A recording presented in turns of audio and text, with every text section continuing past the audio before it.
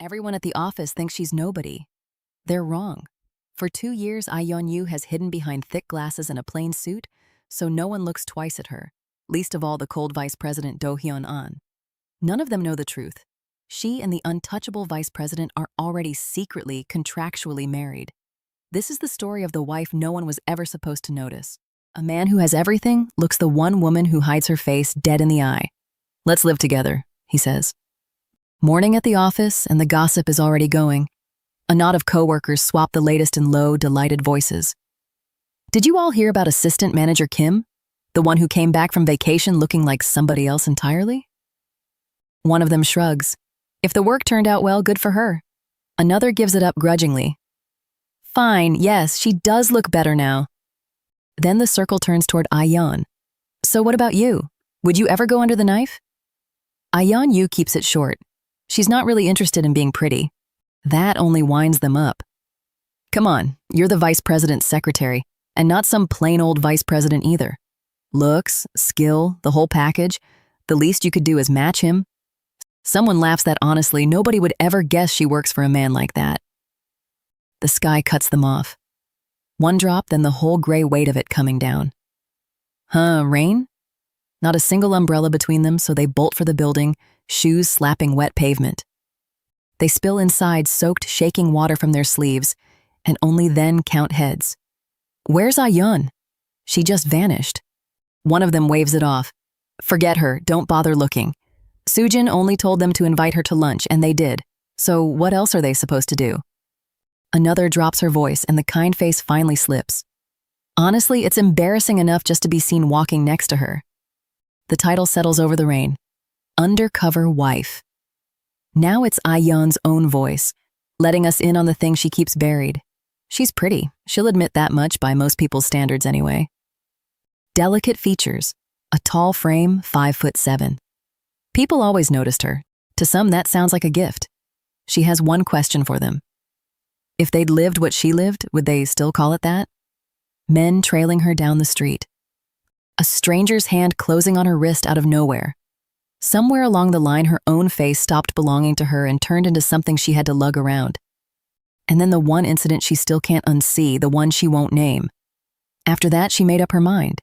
She would disappear in plain sight, bury the very thing everyone kept telling her to show off. Glasses, plain clothes, head down. That's the secretary the office gets. Back at her desk, she checks the disguise in a little mirror, mutters perfect, tells herself it's time to get back to work. She steps into the hallway, rounds a corner, and walks straight into someone. A solid thud. Ouch. She's already bowing before she's done. "Sorry, I didn't." Then she looks up. It's him. Vice President Do-hyun An. The word catches in her throat. Mr. An. He doesn't look the least bit annoyed. "Ms. Yu," he says, "good timing. I was just looking for you." She blinks. "Me? What for?" He only tilts his head toward his office. "Let's chat for a bit." The door of the vice president's room clicks shut, and then nothing. He says nothing. She stands there while her thoughts trip over each other. Why isn't he saying anything? He's the one who dragged her in here to talk. The quiet stretches until she can hear her own pulse. Finally, he says her name. Ms. Yu. And then 4 words that pull the floor out from under her. "Let's live together." "Did you? What did you just say?" "What?" He repeats it without a flicker, like he's reading off the weather. "Let's live together, you and me." She grabs for something solid. She has no idea why he'd come out with a thing like that, but no thank you, she has no plans to get married, and springing a proposal on her like this, it's... He cuts her off. She's got it wrong. He's only suggesting they share a place. Not married, but living together? She can barely get it out. He spells it out, cool to the bone. They'll live together, but nothing like that. He's not after marriage, and he adds flatly, he's not after her either. Then why, she demands, would he suddenly propose to her? Because, he says, she's the most suitable. The word just hangs there. Suitable for what? For what he wants. She pushes, suitable how, and his gaze runs over her in a way that makes her want to shrink an inch smaller. It's her face. The very thing she spent years smothering is the one thing he's after. She can hardly believe it. You really think my face is suitable? No pause at all. Yes.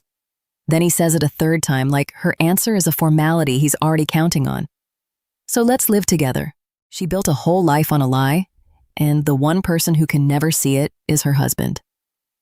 Tonight, across the dinner table, his grandfather looks straight at her and asks if she's hiding something. Rewind. A boardroom, 3 years of desks pushed together, and a stack of paper that turns out not to be a deal memo. Do-hyun. Anne sits across from I-Yeon Yu and watches her gaze drift off somewhere past him, until she catches herself, jerks upright, and stammers an apology. He slides a contract over the table. Marriage, registration at the district office, the ceremony quietly skipped, a clean 2-year term. And one clause underlined harder than the rest. Neither party shall ever harbor illicit intentions toward the other. His pitch is pure business. 3 years working elbow to elbow, he says, so let's not waste breath comparing our views on love. They'll play the marriage the elders want, and both walk away with their freedom. That, he tells her, is the marriage they actually want. She picks up the pen. Do-hyun, Ann, and I-Yeon Yu. Husband and wife on paper. Present day. After work drinks and Soo-jin has her by the sleeve. One more, just one. I-Yeon keeps checking the door and Soo-jin clocks every glance. What's so special at home? Soo-jin needles. You've been off lately. Then her eyes go thin. Don't tell me you've got a man stashed in your place. I-Yeon sputters that it's ridiculous, which only widens Soo-jin's grin. Look at you squirm. There's a story here. Out with it. The light flips green and I-Yeon bolts mid-sentence, Soo-jin still shouting after her. Free at last, walking home, she lets herself preen. Home sweet home really is something special. A penthouse. Every single day. Heaven. Contract marriage, she thinks, was the best thing that ever happened to her. The mother who used to badger her about settling down has finally gone quiet. And the real prize, the one she'd trade anything to keep, freedom. A keypad chirps, the lock clicks, a staff member welcomes her home. She mumbles a good night, waits for them to disappear down the hall, and only then lets her shoulders drop. The whole thing runs on, keeping apart. Her floor is the second, Do-hyun's the first, their days carved down the middle so neatly they barely cross paths. Still, one roof means near misses, and just remembering them puts a hitch in her breath. Everything hangs on a single rule she cannot break. Do-hyun can never see who she really is. The day he does, all of this comes down. 4 months later, a car rolls up to a grand house and a doorman tells them the chairman is waiting for them both. Do-hyun climbs out, then turns back when she doesn't follow. What's the matter? He asks. She admits her hands won't keep still. That's not like you, he says.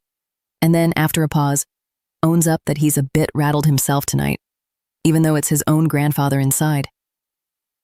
Whatever sharp thing the old man throws, he says, it'll be aimed at me, not you. So don't worry. She manages a thin nod. They announce themselves. The chairman doesn't lift his eyes.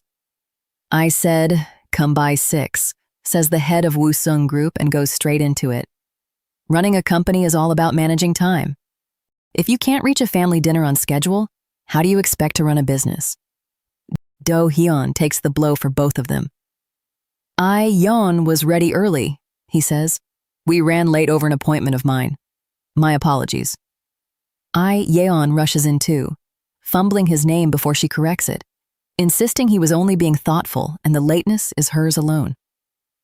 The old man's whole face softens the moment he turns to her. Good to see you, I-Yeon. Sit, you must be hungry. He's had the housekeeper braise the short ribs she liked last time, and she lights right up, saying she's honestly been craving them. For one warm stretch, it almost passes for a real family at a real dinner. Then he sets down his chopsticks. So, when do we get to hear about grandchildren? The word stops her cold mid-bite. Grandchildren? 4 months married already, he goes on. He throws Do-hyun's own words back at him. That I-Yeon was the only woman he'd ever marry, that he'd registered the marriage without telling a soul and skipped the ceremony, and that he'd promised grandchildren straight away. We're working on it, Do-hyun says smoothly, every night, marveling to himself at how easily the lie slips out. Pushing I-Yeon any harder would be too much on her, he adds. The chairman lets it drop but repeats his standing order. Not a word about this marriage to anyone until there's a grandchild. But tell me, the old man says, and the table goes quiet. Do the two of you truly love each other? Of course, Do-hyun answers without a flicker. We married because we love each other. I see little warmth between you, the chairman says. That's why I ask. Do-hyun claims not to follow. The old man's voice drops low. I hate a liar more than anything, and you of all people know that. You watched what one woman's lie cost this family. Do-hyun's father breaks in, this isn't the table for that, and Do-hyun stands up for her flat out, says, I-Yeon isn't that kind of person, please. The chairman waves them both down. I wasn't asking either of you. He turns to her and says her name like a key sliding into a lock. I-Yeon, you'll answer me. Tell me. Is there anything you're lying to me about? And the woman whose entire life is one long lie has nowhere left to put her eyes but on his. She's built a whole life on one lie, and her best friend just asked if she's ready to watch it come apart. It starts at a family table, the kind where every smile is being measured. I-Yeon Yu sits across from the chairman of Woosung, the old man who decides who belongs in his family and who doesn't. Do-hyun is beside her husband on paper, a stranger everywhere else. The room is quiet enough to hear a cup set down, and the chairman is in no hurry. Then he asks it outright. Do the two of you truly love each other? I-Yeon's mind goes blank. Love her? She'd have to try it first to know. With nowhere to hide, she settles on a plan. Picture the vice president and just talk. To be honest, she begins, if you ask whether it's love, I don't really know. The table tightens. She admits she's inexperienced, that she can't be sure this feeling even has that name. But being next to Do-hyun, she goes on, makes her want to be a better person. Hard to put into words, yet that is how she feels about him. The chairman lets the words sit. Ahem, I see. Then the verdict. That answer isn't enough. You may have won Do-hyun's heart, he tells her, but not mine. He'll be watching. Being the daughter-in-law of Woosung won't be easy. Yes, Grandfa, she catches herself a beat too late. Call me chairman, how dare you? He thunders. She stammers an apology while Do-hyun's own father waves his hands, begging the old man to settle. The whole performance somehow holds. Outside, the mask slips. A long breath and her legs simply give out. The nerves are gone, she says. So my knees just went weak. You did well, Do-hyun tells her. You have a way with words. She thanks him, caught off guard. But he doesn't let it go. Was what you said in there sincere? She opens her mouth, and nothing comes. Never mind, he says before she finds the rest. Go in and rest. The half answer hangs there, unfinished. Still, something in her wants to close the gap. You did a good job, Ms. Yu, he says, thanking her for clearing her schedule. Mr. An, she ventures, would you like to have dinner together? They'd agreed never to step into each other's lives. But there'll be more nights like this. It might be good to know each other, even a little. For a second, his face says yes. That's just what I was thinking. He nearly let slip. Maybe that'd be nice. Then he shuts the door on it. No, sorry, but we should stick to the contract. Better to avoid personal settings like that. Understood, she answers, and the warmth that almost arrived turns around and leaves. I'll be counting on you, Miss Yu, he says, already walking off. Get some rest. The door clicks behind him. Alone, she presses a hand to her chest. I knew it, she thinks. I shouldn't have brought it up. So she calls the one person who knows everything. At a coffee shop, Ha-Yul waves her over the second she walks in. I came as soon as you called, Ha-Yul says. I-Yeon thanks her, you're the best, but her friend reads her in a heartbeat. Your face is screaming worried. What happened? There's no hiding from you, I-Yeon admits and lets it out. I think this contract marriage is going to be exposed soon. She felt it the moment she sat across from the chairman. Ha-Yul ducks off for their coffee, then leans in. What's the matter? It's not as simple as keeping the contract, I-Yeon says. After meeting that man, she was sure he'd catch on any second. The chairman's sharp, sure, but the real trouble is that she and Do-hyun barely know each other. You can tell at a glance. Ha-Yul has an idea. The vice president's aloof, she's heard, but he's your husband now. Why not try talking to him? I-Yeon almost laughs. How? We don't even know when the other one leaves the house. Then be more proactive, Ha-Yul says, or try seducing him. She backpedals at once, eyeing her friend's slumped shoulders. Not that you could pull that off right now, but still. I-Yeon shakes her head. Hard to do anything with someone who won't even eat or talk with you? Honestly, I'm starting to think it'd be better if this whole thing just blew up fast. Ha-Yul goes still. But what if it does, she says, and your mom finds out everything? The question lands where I-Yeon hadn't let herself look.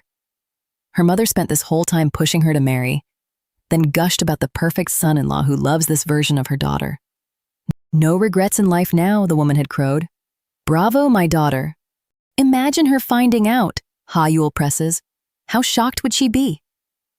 My mom might pass out, I-Yeon murmurs. And it won't stop at your mom. Sit down. You told me your father-in-law adores you.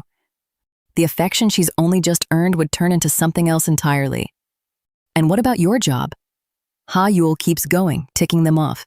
Your in-laws, your mom, even your career. When the truth comes out, your whole world will come crashing down. I-Yeon has no answer for that. Ha-Yul lets it settle, then meets her friend's eyes. So, she says, are you ready to start taking action? There it is, the question she's been dodging since the door shut. Stop waiting for the lie to fall apart and fight to make it real. A man and the woman he married on paper. Same apartment, same address, and not once have they sat at the same table. That changes tonight over a bottle of wine neither of them planned on. Do-hyun. Anne can't get 5 minutes of quiet at the office. Ji-hoo Aeom waves the latest popularity poll in his face. Woo-sung's golden boy came in second, and Ji-hoo wants to know something the numbers don't measure. Chairman material, sure. But husband material? Do-hyun snaps back and Ji-hoo refuses to drop it. Who proposed the contract marriage to Ms. Yu in the first place? Who saved him from a lifetime of being nagged about settling down? Me, that's who. By Ji-hoo's count, Do-hyun owes him a bow and a thank you. Then the easy question. Is your wife a good cook? Do-hyun doesn't know. They've never eaten together, not once. And he says it like it's nothing. Ji-hoo stares. You live under one roof and you've never shared a single meal? The ribbing sharpens into something closer to a warning. Keep this up and the grandfather will see right through it. How long can one woman hold up the whole charade by herself? Poor thing, Ji-hoo says. Struggling on her own. Struggling on her own. The phrase won't let go of him. He'd spent every day drawing clean lines, telling himself that following the contract to the letter made him fair. Now a different thought sits there. Maybe he's been too busy with the rules to notice the woman who's actually been trying. He gets home late.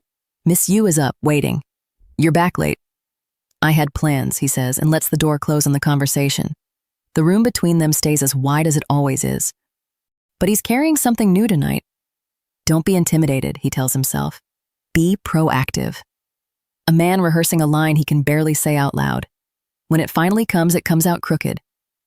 Shall we try to get to know each other a bit? She stiffens. That kind of comment invites misunderstanding, she warns. Good night, he says, and bolts. Failed again. He gives himself one more shot. Ms. Yu? She turns. Yes? A breath, then the words land where he wanted them. So, I was thinking. The thing he kept almost saying finally becomes an actual invitation. On her end, I-Yeon Yu nearly floats out of her chair. Finally, dinner with the vice president. Then the snag. What does he even like to eat? Anything, he'd said, which is the worst possible answer to plan around. So she makes it a mission. Years at his side and she still barely knows the man. Here's her opening. She's so deep in it that Soojin's voice makes her jump. Just thinking about what Mr. An will want to eat. I-Yeon covers. Soojin sighs. So jealous she gets the handsome VP every day. Imagine how lucky his future wife will be. I-Yeon, who is exactly that wife, asks it carefully. Do you really think a woman married to him could be happy? He's not the easiest man, Soojin admits, but maybe there's a reason for it. A painful past. And then her voice drops into rumor. Back when Do-hyun was still in elementary school, His mother died at the scene of a car crash. There was another man in the car with her. People say the two of them were involved. Woo-sung buried it so deep nobody knows for certain, only the whisper that still trails behind him. If it were me, Soojin says, I'd never trust a woman again. I-Yeon turns it over and over. Then an old line from the chairman drops into place. You saw how much damage one woman's lie did to this family. If any of the rumor is true, the cold man she married has been carrying that since he was a boy. He must have had a terrible time of it. His message arrives. Come home, Ms. Yu. Home. She reads it twice. Not a restaurant? She hurries back and there he is in the doorway. You're back, right on time. In her hands, a teddy bear, faintly ridiculous between two people pretending they don't care. And she's cooked. He said anything. And the daughter of a restaurant owner doesn't need a reservation to feed somebody. No need to go out, she beams. I didn't know you could cook, he says, and it almost sounds like warmth. He's holding something too. A bottle of wine, a gift from a client. Shall we have it with the food? I am sure they'll go well together. And as the glasses fill, I-Yeon lets herself want one thing. That with a little wine on the table, the two of them might finally talk like their marriage has never once let them. He carries his sleeping wife down to the guest room and lowers her onto the bed. Then he leans in and stops. Her freckles. There are fewer of them than there were this morning. The face he married is not the face on the pillow. Hours earlier, the apartment is warm and the table is set, and for once, the contract marriage looks like the real thing. Do-hyun takes a bite and his guard slips. It's good, he says. Better than the housekeeper's. I-Yeon ducks her head and you can see how rarely anyone says a kind word to her. Then he spots the bandage on her hand. She waves it off. It's been a while since she cooked for anyone, so she got careless. A little ointment and it's nothing. She makes it sound like nothing. It's the price of trying to be a real wife to a man she married only on paper. He sets down his chopsticks. He's been thinking it over, he tells her, and she was right. If they're keeping this arrangement, they should actually know each other. So he'll go first. He starts small and a little ridiculous. His favorite food is army stew. She laughs, caught off guard. She had him pegged for fancy restaurants and pasta twirled on a fork. That's just prejudice, he says, playing wounded. He pours the wine. She used to drink, she admits, back in her 20s. He didn't think she was the type and she fires it straight back at him. Prejudice again. For a moment, they're only two people at a table, trading jabs and grinning. Then he asks the thing that takes the floor out from under her. He's always wondered, why does she wear clothes that don't fit? She's not like the other women at the office. It's almost, he says carefully, like she's hiding something. The smile goes out of her face. She picks at her sleeve and hands him half a truth. She hates being looked at. So she's shy about being seen? No, too fast that. It's not that. She's not shy, she just can't have eyes resting on her, and she can't say why. His voice drops. I-Yeon, he says, using her name. She's even lovelier tonight. He fell for her the moment he saw her. A face that pretty steals a man's heart. It should land like a compliment. Instead, her grip closes hard around her glass because that face is the one thing about her that isn't real. Everyone has a past they'd rather not talk about, he says, and tops up her glass. She's a mystery to him. He doesn't know what she's keeping back. But he's her husband on paper, and whenever she's ready, if she ever is, she can tell him. It's the gentlest possible offer. It's also the one thing she can never take him up on. Get a grip, she tells herself. Out loud, she stalls. Does he really need every little detail? Fair enough, he says and lets it go. Then he studies her up close and tilts his head. Did she always have so few freckles? She goes very still. He catches himself and apologizes. Never mind, that was rude. Her thoughts scatter. She was so busy cooking she forgot to touch up her makeup. And the disguise is wearing thin. She's been at this table too long and he almost saw under it. She excuses herself for the restroom and pushes back from her chair to fix the face before it slips for good. But the room swings. The wine she swore she could handle arrives all at once. The floor tips up toward her, and she folds before she reaches the door. Do-hyun is already out of his chair, Ms. Yu catching her on the way down. You said you could drink, he murmurs, half a laugh, half worry. In her 20s, she'd told him. No answer comes. Out cold against him, she's finally let her guard all the way down. He decides to move her to the guest room downstairs. He sets her on the bed, and there, with her face slack and inches from his, he sees it plainly. Her freckles. Fewer than usual, he's sure of it now. His hand drifts toward her sleeping face, and the thing she has spent every waking hour covering is suddenly close enough to touch. The morning after, and Do-hyun. Anne keeps circling back to the one thing he did with his eyes closed and his guard down. The woman it happened to has no idea. The office finds its rhythm again. I-Yeon Yu sets a stack in his hands, planning team documents for his signature, and the driver's already on standby for his afternoon meeting across town. He takes them without looking up, says he'll get to it. Flat, correct, every word exactly like the man. She lingers at the edge of his desk. Did something happen yesterday? She got up to use the bathroom, she says, and after that, nothing. She woke in the first-floor guest room with no idea how she got there. Nothing happened. His eyes go back to the page. She was too drunk to manage the stairs, so he left her downstairs. Too heavy, he adds, to haul up to the second floor. She laughs, says she'd better get back to work, and slips out. The door clicks shut. He doesn't move. Of course something happened. And it comes back to him whole.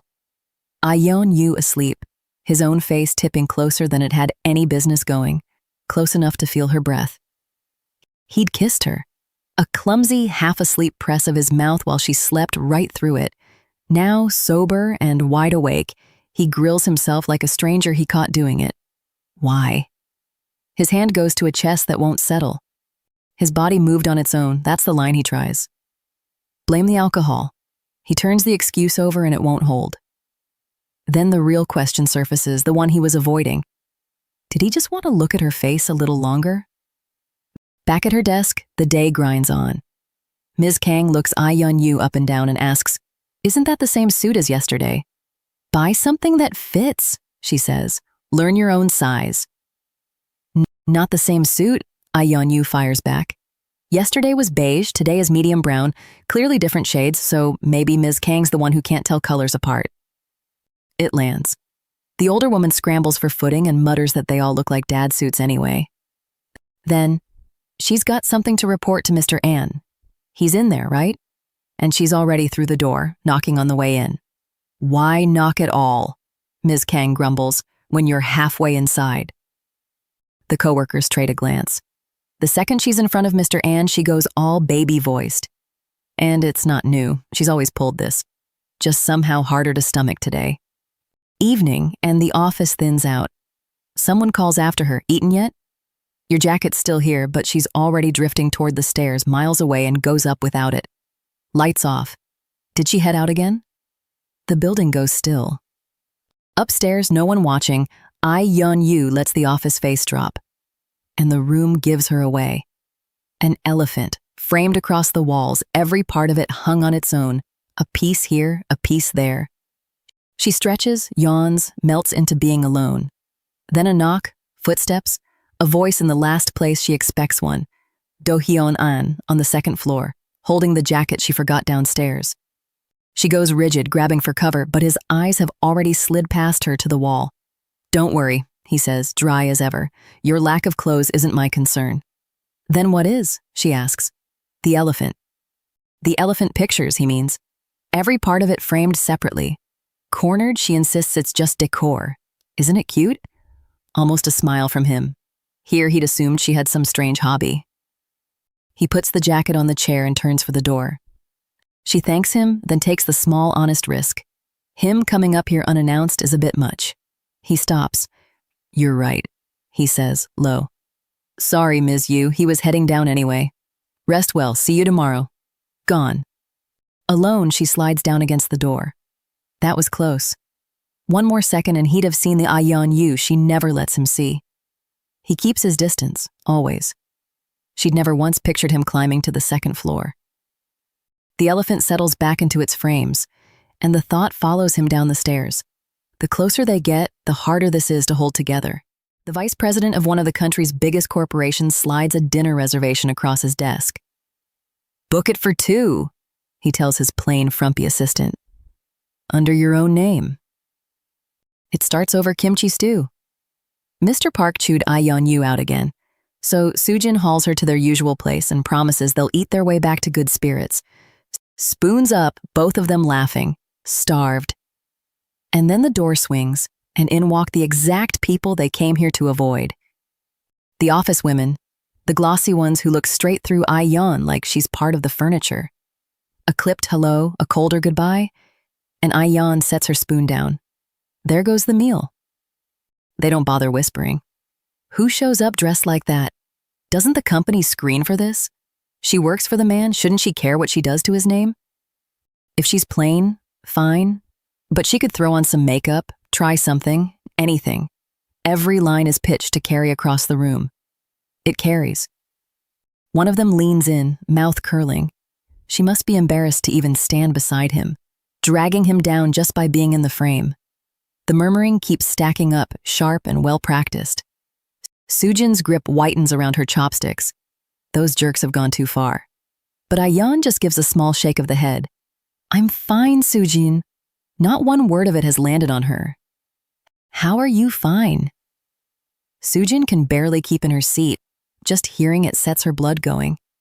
And I-Yeon answers the only way she ever does, looking like this was her own call. She walked in knowing the price. You think this is the first time I've heard it? She says. Tuning them out cost her less than the alternative. Soojin throws up her hands. You're impossible. She'd send the whole table flying if I-Yeon weren't sitting right there keeping her still. So she swallows it and tells her to eat. And under that drab cardigan there's a different woman entirely. The real one, folded out of sight, kept there on purpose. The talk turns to a face that's been everywhere lately. Hui Ra-jeong, top-tier actress, mid-campaign for the cosmetics line Sarah, ads and dramas stacked back-to-back, the hottest name going. And riding shotgun with the fame, the rumor that she'll end up married to the vice president. They turn it over like it's already done. She isn't just any celebrity, she's the woman half the country wants. Do Hyun-an is a man like any other. A flawless, perfectly kept actress keeps chasing him, who holds out forever. And he's no ordinary catch himself. To stand level with him, you'd have to be someone exactly like her. I-Yeon catches every word. Cut to the woman in question. Studio lights, a fan lifting her hair, Hui Ra-jeong lit up like a flame. The crew falling over themselves, she's glowing. The feminine angle is perfect for the concept. She waves the praise off and drinks every drop of it. The director calls a break. The polish drops the instant the cameras do. Hui Ra drags her manager Jisoo outside. Urgent, she says. Urgent means the cigarette she's been craving, lit before they're even through the door. You have any idea how draining it is, working a room full of old men? She snaps. Jisoo already knows what the smoking is really about. This about that guy again? That cracks her open. He's running her ragged. She misses him so much she could die. Jisoo hushes her, eyes darting to who's nearby, but Hui Ra's well past caring who hears. You know how it goes, she says, quieter now. She calls. He answers maybe one time in 10. If she didn't turn up at his door herself, she'd know nothing about his life at all. Jisoo reaches for the gentle version. The London shoot ran over, you've been overseas for weeks, and he runs a giant company. Of course he's swamped. None of it sticks. That won't make me quit, Hui Ra says. Let him push her off all he likes. She'll follow him to the ends of the earth. The most wanted woman in the country, pleading with a man who barely picks up. And the man who barely picks up? Do Hyun-an, alone in the vice president's office. Empty floor, late hour, the city going amber past the glass. Tonight, something sits differently with him. He lifts the line to the hotel restaurant, the one at J Hotel, turning a dinner over in his head. A private room, the particulars. Then he buzzes the desk. Step in a moment, Ms. Yu. I-Yeon comes in. You called for me? Nothing major, he says, easy as anything.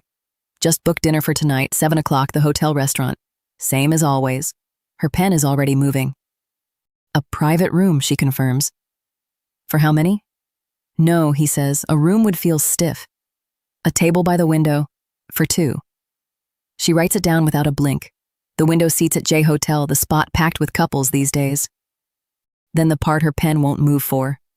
Book it under your name, he says. Yes, sir, out on reflex before it catches up with her. Wait, Mr. Ann, did you say my name? Yes, he says, and he doesn't look away. Are you free this evening? To have dinner? With me. At the J Hotel restaurant. The man every headline marries off to an actress is asking the woman they all snicker at to sit across the table. And she has no idea what her own face is supposed to do. She keeps telling herself it isn't a date. Then why does she try on 3 outfits before she'll let herself walk out the door?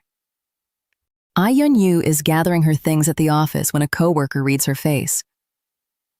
You look different today, the woman says. Something good happen? I-Yeon goes still and plays dumb. The coworker's grin widens. Off to meet your boyfriend? No, I-Yeon says, a beat too fast and a notch too loud. He's a man, fine, but he isn't her boyfriend, and it is absolutely not a date. So, a guy friend? Is that the word you youngsters use now? I-Yeon is already edging toward the door.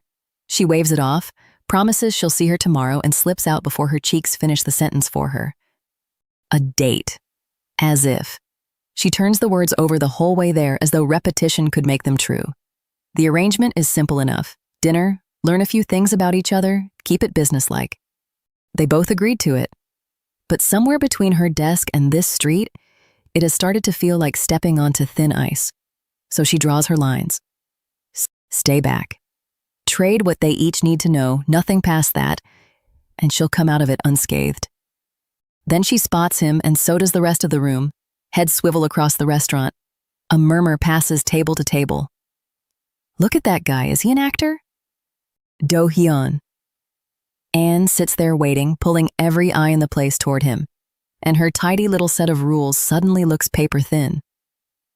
Sorry I'm late, he says. Director Jang called. He frets that she's been sitting here hungry and tells her she should have ordered without him. She swears she only just arrived herself. The food comes, and they settle into the game they agreed to play. So, he asks, what do you actually know about me outside of work? I-Yeon takes the bait. He likes army stew. He's quiet, runs a little dry. And one curious detail, she adds, the corner of her mouth tugging. You're into elephants. He all but tips the table over, insisting that was a misunderstanding. Then he turns it around. And me? What do you know about me? She opens her mouth, closes it, hums. You can just say you don't know, he offers. Honestly, she admits, nothing's coming to mind. Then tell me, he says. From here on, tell me about yourself, and I'll do my best to hold on to it. Where would she even start? Family, he suggests. She rolls her glass slowly between her palms and begins. Her father came home late as far back as she can remember, always swallowed by work. And her mother. The thread tugs them somewhere else entirely. A small boy holds a drawing up over his head. Mommy, look, I made this at school. This is you, and this is... She tells him he did well, but her hand is already on her coat. Do-hyun, Mommy has somewhere to be tonight. Eat with the housekeeper, mind the house until Daddy's home. The door closes behind her with a click. The boy stays at the door long after she's gone. Mommy, he says to the empty hall. Mommy! The house gives nothing back. He decides she must have been busy the way his father was always busy. The boy becomes a man, and somewhere under the calm, he still carries the knot where a good night should have been. It is the one thing that makes Do-hyun look like he might come apart. Back at the table, the wine arrives. Glass? He asks.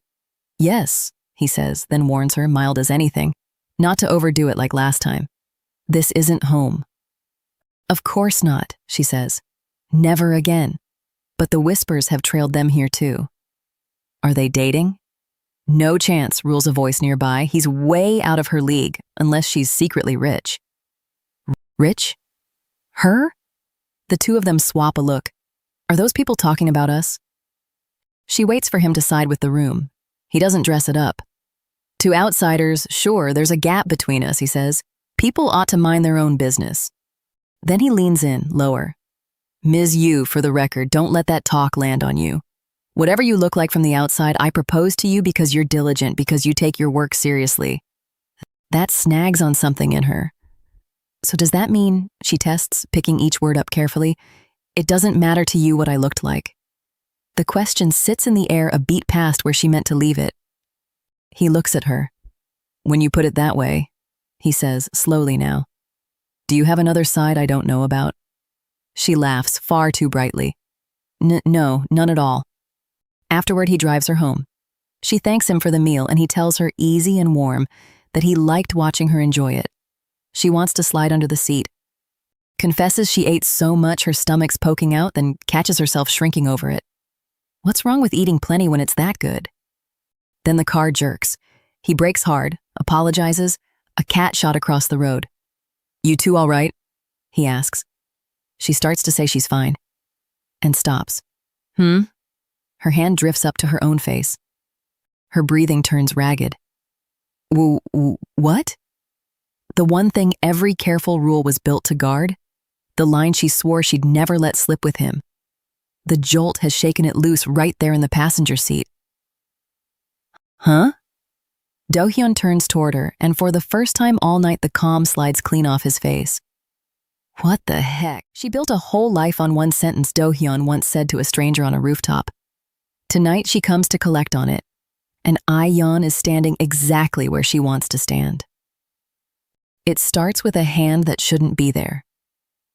I-Yeon Yu wakes pressed against Do-hyun An, his palm flat on her stomach, and one word loops in her head until it stops meaning anything. Why? Why is Mr. An's hand on me? He jerks back, mumbling an apology. He was only trying to avoid another area, he says, then stops himself cold. Something has caught him off guard. She pushes, he won't finish it. Never mind. Forget it. He turns away before she can read his face, and she's left holding half a sentence she'll chew on all day. Back at the office, I-Yeon takes a call at her desk, and the warning rides the elevator up ahead of the woman herself. Hui Ra-jung is already on her way to the secretary's floor. And there she is. Polished, unhurried, certain the room belongs to her.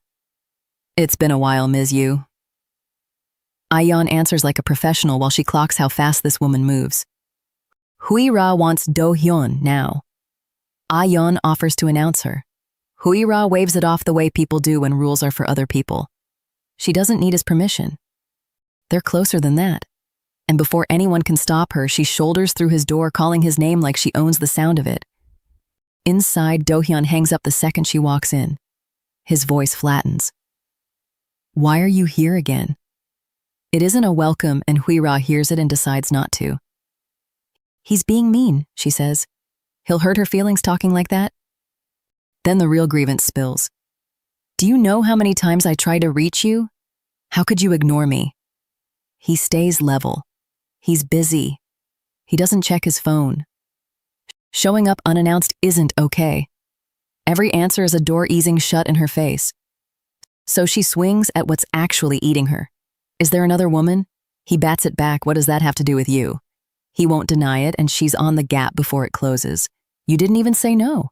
Do you really have someone else, do you? And the question knocks something loose.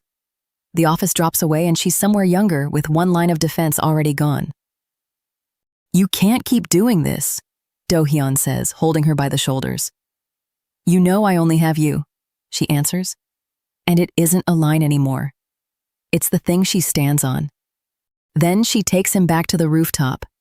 Her mother spent a whole life soaking up her father's fists, and in the end she walked out on her own and took the last shelter Hui Ra had with her. With nothing left to lose, Hui Ra climbed to the edge. A boy looked up at her from below. What are you doing up there? He asked again when she didn't move. Those flat, almost bored words are what pulled her back over the rail. You saved me, Do-hyun, she tells him now. Do you know what you mean to me? He hears the weight of it and steps out from under it. I get it, I'm sorry, let go of me. Then she names what she's really circling. Next week is that day, isn't it? Are you taking me with you this time? No, he says. You can't. Not cruel, but a wall, and a wall around something private enough that even she stays outside it. She caves. Okay, if that's how you feel. She pulls herself together. Pick up when I call, she says, like someone rationing the last of something. On her way out, Hui-ra finds I-Yeon again and swaps masks in a blink suite now, conspiratorial. You know how much I like you, right? She nearly fell over when she heard Do-hyun had a female secretary. Everyone knows the stories about pretty secretaries and their bosses. But she's so glad I-Yeon doesn't seem the type. Is that an insult or a compliment? I-Yeon manages. Hui-ra doesn't care which. Does Do-hyun have another woman? She asks, watching I-Yeon's face for the smallest twitch. Woman's intuition, she says. You're his secretary, you'd know. I-Yeon plays it blank, I don't know. I'm not sure, but Hui-ra has already filed her away as useful. If you ever see some woman sniffing around him, tell me. Please, I'm counting on you, Ms. Yu. Then she's gone in a wake of perfume, and I-Yeon is left wrung out at her desk, holding a secret nobody asked her to carry. And once the floor goes quiet, I-Yeon catches on something small. A strategy meeting sits on the calendar at 3, but it's the date beside it that hooks her one day Mr. An rings every single year. He never books anything around it. He quietly clears it off year after year. The same day Hui-ra begged him to finally bring her along. The one place neither woman is allowed to follow him. Next week, I-Yeon will be the one who finds out what he's been guarding. He tells her his mother looks just like her. Then his face shuts, and the door of it closes before she can even smile. Morning settles over the penthouse. I-Yeon Yu watches Do-hyun An cross the rooms with his shoulders set low, like he's carrying something he won't put down, and she keeps circling the same question without landing on it. A date he won't name, a mood he won't explain. She wonders if today is the anniversary of his mother's passing, and the second the thought forms, asking it out loud feels like reaching for a door that was never hers to open. An alarm cuts in. The screen reads July 11th, Monday. The word anniversary printed plainly under the time. He kills it on the first ring, already certain where the day is taking him. No flicker of surprise, just the face of a man who has marked this date every year and never once made peace with it. He's at the door, coat on, when she catches him. Take me too, she says. He turns, thrown, and asks where she even thinks he's going. So she says it straight. He's going to the columbarium to visit his mother. How could you know that? He asks. She admits she saw his calendar and guessed the rest. I know I'm overstepping, she presses, but right now I'm her daughter-in-law. He turns it back on her like a blade. Then you know you're overstepping. And that woman, he says, was never someone who'd welcome a daughter-in-law's greeting. He'll go alone. She finds the one argument he can't wave off. If the chairman ever hears that his wife skipped her mother-in-law's Memorial Day, he'll find it strange. He'll start asking questions. Anne stops. It isn't softness that turns him around, it's the cover story that holds their whole arrangement upright. He looks at her a long moment, then asks if she's ready. She is. The drive pulls them out of the city, and the columbarium is nothing like she pictured. Past the public halls, a hidden door swings open onto a space that barely seems to belong to the same building, hushed and grand and kept entirely for the Woo-sung family. Whoa, she breathes, taking in a place this private tucked inside something so ordinary. They stop at a single plaque. The late Mi-jung Lee. So this is your mother, I-Yeon says, studying the portrait. She looks a lot like you. The words are barely out before his voice goes flat. Don't ever say that again. It makes my skin crawl. She pulls back, apologizing, and he keeps his eyes fixed on the photograph of a woman he can't bring himself to forgive. Then he tells her why. Since he was a boy, that woman lived recklessly, without shame, and left nothing behind but ruin for the family when she died. He hates himself enough just for being her son, he says. I-Yeon doesn't have to carry that too, not for the sake of some title. She stands beside him and keeps her mouth shut. What could she possibly say about a woman he hasn't managed to forgive himself? Still, she does the one thing she came to do. We said our hellos, he says. Let's go. But she's already reaching into her bag, and that stops him. In her hand sits a flower arrangement, fresh blooms chosen so she wouldn't show up empty-handed to a first meeting. Maybe his mother wouldn't care about a daughter-in-law's greeting, she allows, handing his own warning back to him gently. So maybe he should be the one to give them to her. He stares at the flowers like they're a thing he can't name. Why treat this like it matters, he asks. And then, plainly, he tells her he has no intention of giving this woman flowers at all. But since they came from you, he says, thank you. The edge slips, just for a beat. Then he notices something else, that he's never seen this outfit on her before. It's her first visit, she explains, so she couldn't just throw on anything. She wanted to look right for it. And she thanks him again, quietly, for letting her come along. His pulse climbs loud enough that the panels seem to knock with it. Yes, he gets out, and then, and the next words leave him before he can stop them. You look nice today. She goes still. Uh-huh. The two of them just stand there, the space between them suddenly full of everything neither one has said. A sharp crack breaks it, and Yeon jumps. Ah, that got me. She laughs, scrambling to cover the heat climbing her face. What was that? But she can't shake the moment that just passed between them. The way the air felt a second ago, she thinks, watching the man who paid his respects to a mother he despised, and then, almost without meaning to, told his fake wife she looked beautiful. I-Yeon Yu spends the whole walk home thanking a man who, before the day is out, her best friend will decide to expose in front of a room full of strangers. It starts shy. I-Yeon and Do-hyun.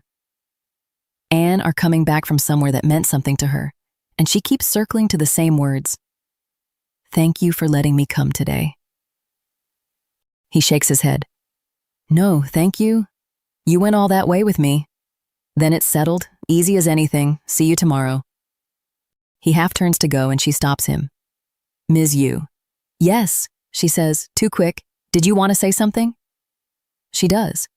She trips over the first sound, then gets it out anyway. Thank you for coming with me.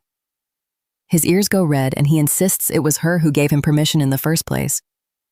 He really should get going, he says. His legs have gone soft on him. He was more wound up today than he let on. See you tomorrow. And he walks off still holding what he carried over for her, an arrangement of specially treated fresh flowers, because it was his first time visiting, and he couldn't show up with empty hands.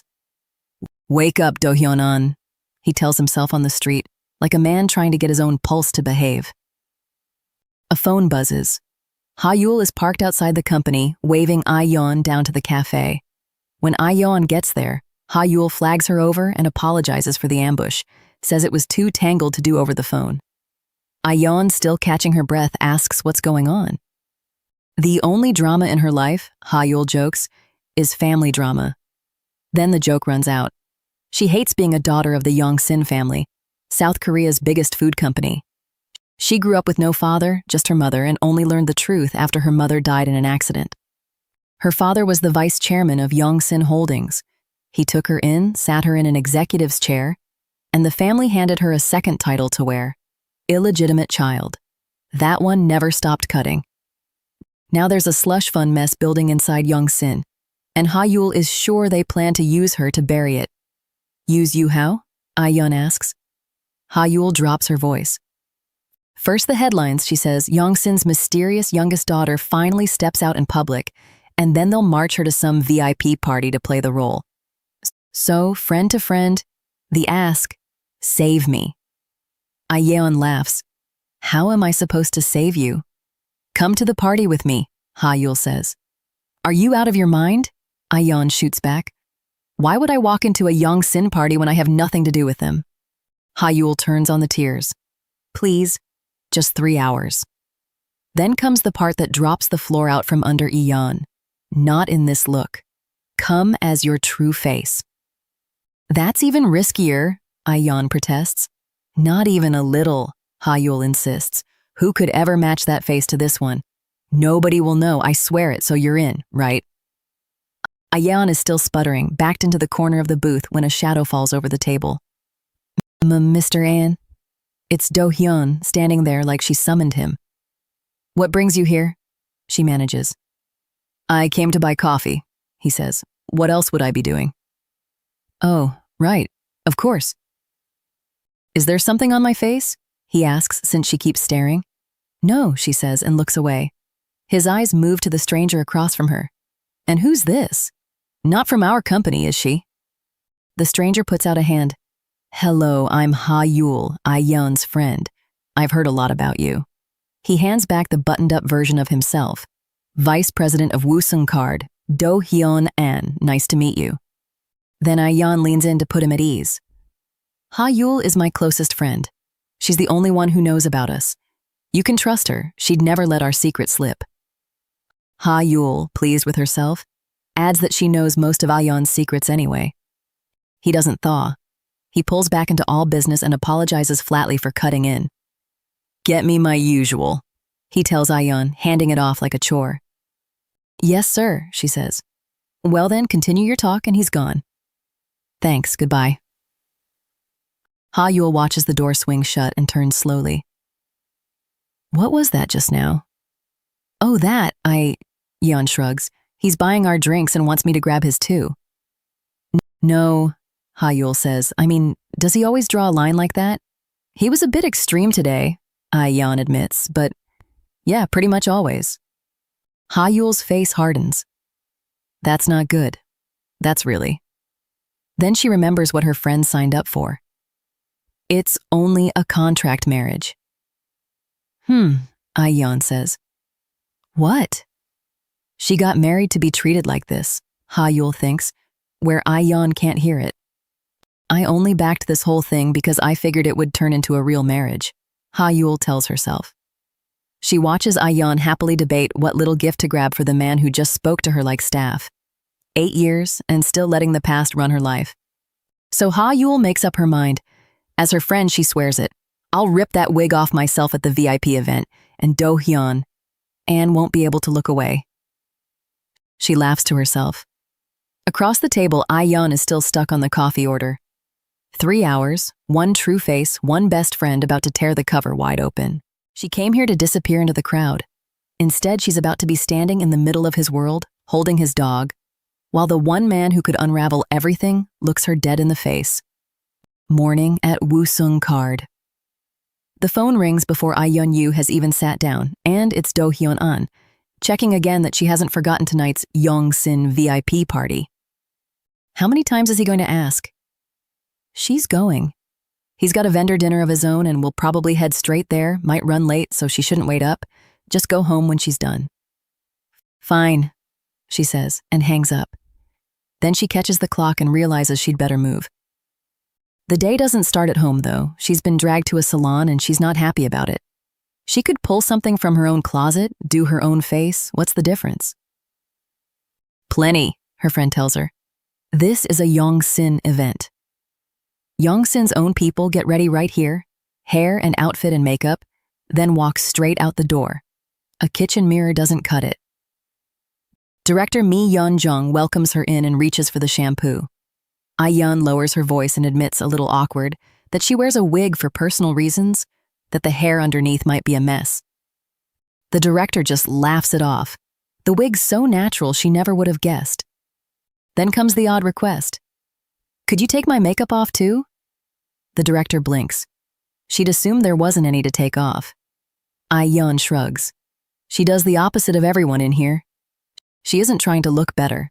The director reaches for the cleansing foam and keeps the thought to herself. What kind of person walks in asking to be made plainer? The chair spins around and Ha-Yul stops mid-sentence. There she is, the friend says.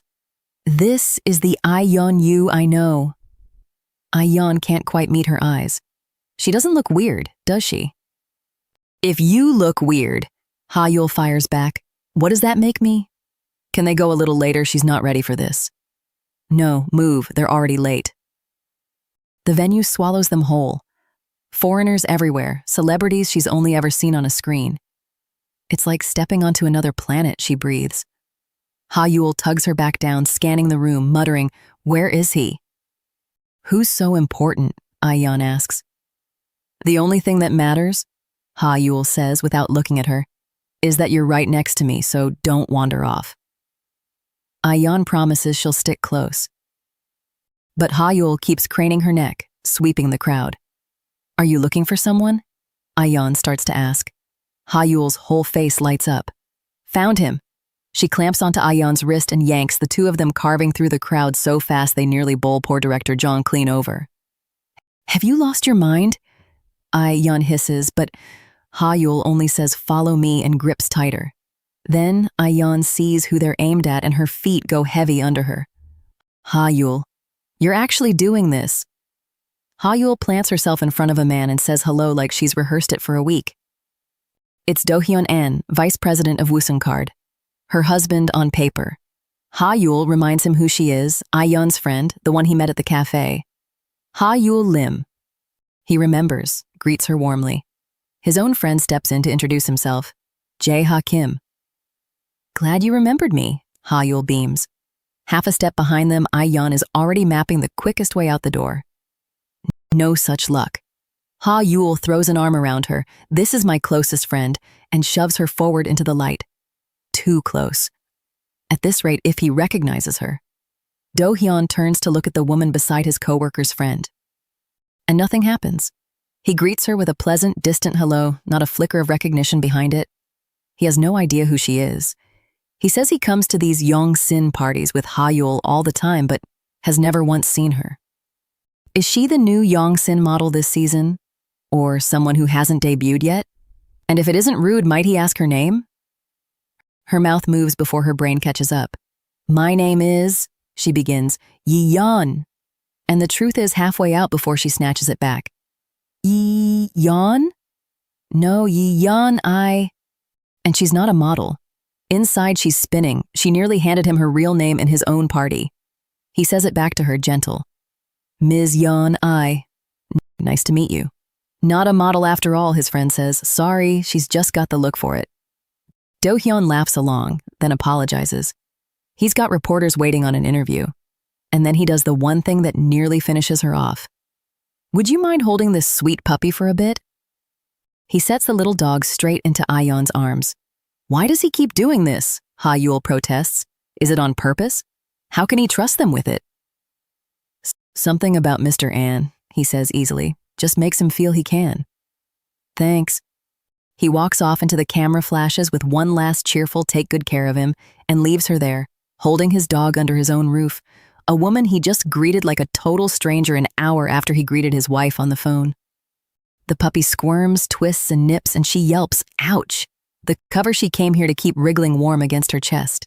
He stands close enough to count her eyelashes, hunting her face for where he's seen it. I-Yeon Yu keeps her breathing even, telling herself she isn't the woman who shares his bed. The party glitters on. She moves through it in borrowed glamour, a stranger's name on her chest, working a room she was never meant to enter. Tonight she is someone else, and nobody is the wiser. Then the crowd shoves her off balance and she stumbles into Do-Hyun An. The apology is out before she can stop it. Someone laughs it off. She got pushed, lighten up. It's fine, he says. This close, his gaze settles on her and slides off. Nothing catches. The man she wakes up next to looks through the face he sees every morning and her heartbeat slams against the borrowed name. One guest won't drop it. The more I look at you, Yoni, the more familiar you seem. Sure you're not a model? I-Yeon Yu laughs too high. Really, I'm not. It spreads. Doesn't she look familiar to you too? Even the voice, I swear I've heard it somewhere. Can't be sure over the noise, but I never forget a face. Each line pulls the knot tighter. There's no way, she insists. I've never laid eyes on any of you. Then her phone lights up and she could kiss the screen. Ha-Yul. Ha-Yul, her partner in the charade, has her own trouble. They won't let me leave, the message says. No idea when I'll get out. I'm done for. The one person who could free her is stuck across the city. It gets worse fast. Word goes around that another woman is asking after Do-Hyun An, why he's here, hoping to catch him. I-Yeon Yu sees where this leads. This is bad. Do-Hyun. An settles it himself. Something came up at home, he says, smooth as ever. A guest leans in. Everything all right? Just tired, he says, turning to her with that infuriating courtesy. Excuse me, Yoni, enjoy your night. You're leaving just like that? Someone protests. He's already moving, giving the order that runs cold through her. Take Yoni to Ms. Yu's friend. He means to send her off escorted while he drives home, where the real I-Yeon Yu waits. She cannot let him arrive first. Every scrap of her disguise is still in Ha-Yul's car, and Ha-Yul is trapped across town. If he beats her there, it all comes apart. So she does the only thing left. Wait, she blurts, catching his sleeve. He stops, eyebrow climbing. Something to say? Let me go first, she says. Please, let me leave first. A pause. Pardon? She hears it land. Who says that? I must look out of my mind. Forget it, she's getting out no matter what. She bolts, tossing thanks for tonight over her shoulder, the crowd calling after her to get home safe. The doors hiss shut behind her. Do-hyun. Anne watches the doors, mildly puzzled. Was I rude just now? The woman beside him gives nothing. Wouldn't you take it badly if someone ditched you to your face for being tired? You've a long way to go as a person. Home? The disguise peeled off. She nearly walks into the one person who can't catch her running. You're back? Oh, Ms. Yu, you weren't asleep? No, comes the quiet reply. Wasn't sleepy. The woman holds the look a beat too long. Something on your mind? You keep staring. I-Yeon Yu recovers fast. Never mind, I mixed you up with something. Good work today, she's told. Get some rest. The double life clicks into place. Alone at last, she lets herself believe it. He didn't know me. With him, it's always the eyes. However lovely the face, a stranger gets a flat, distant look. Celebrities pass without a blink. He looked at his own wife the same way. Had he known, it would have shown at the party or in that too smooth goodbye. It didn't. She's in the clear. So why, hand pressed to her chest, is her pulse still racing over a man who doesn't know her? Daylight, another life. A cafe, a coffee order across the counter. I-Yeon Yu back among us as a plain office worker. Yeon, did you hear? A coworker buzzes. We're getting newbies, full-time hires, not just the secretary's office. Show a little life, the friend nudges. Could be good-looking rookies in there. Thrilling for a hellhole like this, no? I-Yeon Yu barely twitches a brow. I'm chained here paying off credit cards. Dating? It'd be adultery if I did, she says, meaning it more than her friend knows. The gossip rolls on. Somebody cute joined the strategy team. The coworker swearing to report back. I-Yeon Yu playing bored to the hilt. You don't have to sound that dead inside. Her friend laughs, peeking at her. Then a voice cuts clean through the chatter. I-Yeon Yu, her real name in a place it was never meant to find her. She turns, breath caught halfway, and the chapter shuts on one question. Who here knows exactly who she is? Years of practice taught her to vanish inside loose sleeves and a lowered chin. Then a shape in a marketing file drags her eyes straight back to the one face she'd promised herself was finished. Morning at Woosung Card. Do-hyun, Anne is walking the team through the influencer collaboration project, the new media push their whole strategy leans on. He fans the documents across the table and asks I-Yeon Yu to take a look. Her eyes catch on one image and refuse to move on. A silhouette in the file is the exact line of his shoulders. It can't be, she tells herself. Out of every company in Korea, what are the odds their paths land here, at Woosung? But the question won't leave, and under it a flat little verdict has already settled. If it's him, she never wants his face in front of her again. Do-hyun's voice cuts across it. Ms. Yu. Her, yes, Mr. An lands half a beat too slow. He's watching her now, mouth tight. She's never scattered like this. Just hand out the files, he says. She reaches for them and they slide from her fingers, papers skating across the floor while she drops down after them, apologizing, hands fumbling each sheet. It keeps going. Do-hyun turns over a page and finds the wrong one. Asks if she mixed it up with the monthly report.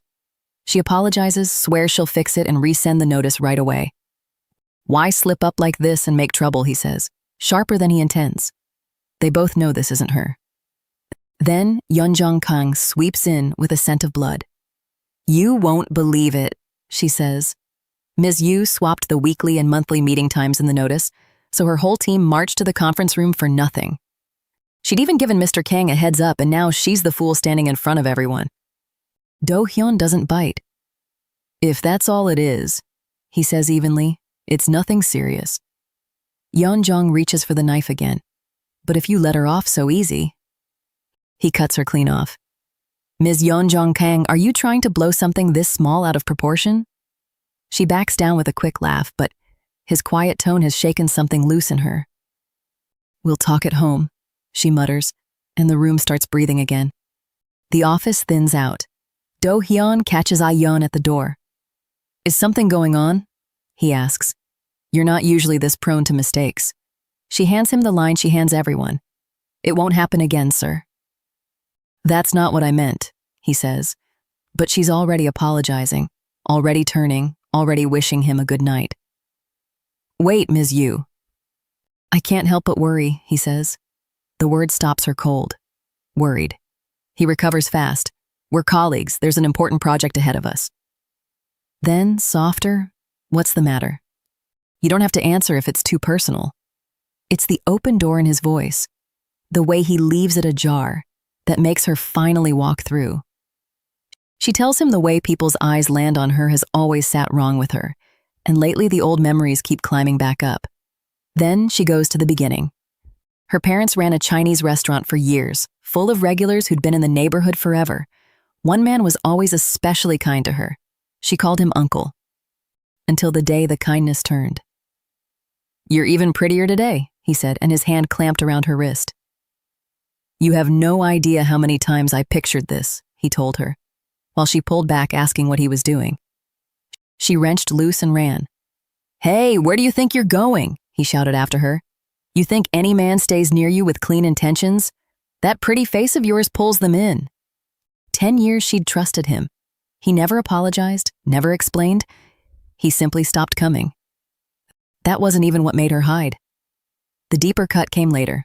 First semester of college, her first male friend, same major. One afternoon, he grabbed her arm and wouldn't let go. I like you, he said. Honestly, since the first moment I saw you, you were so beautiful I couldn't get the words out. I was scared it would wreck what we had, but if I don't say it now, I'll regret it forever. His grip closed over her like a fist. She told him she was sorry. A sincere confession deserves respect. She says now she still believes that. But back then there was no room left in her to hold it. All she could feel was something inside her quietly splitting apart.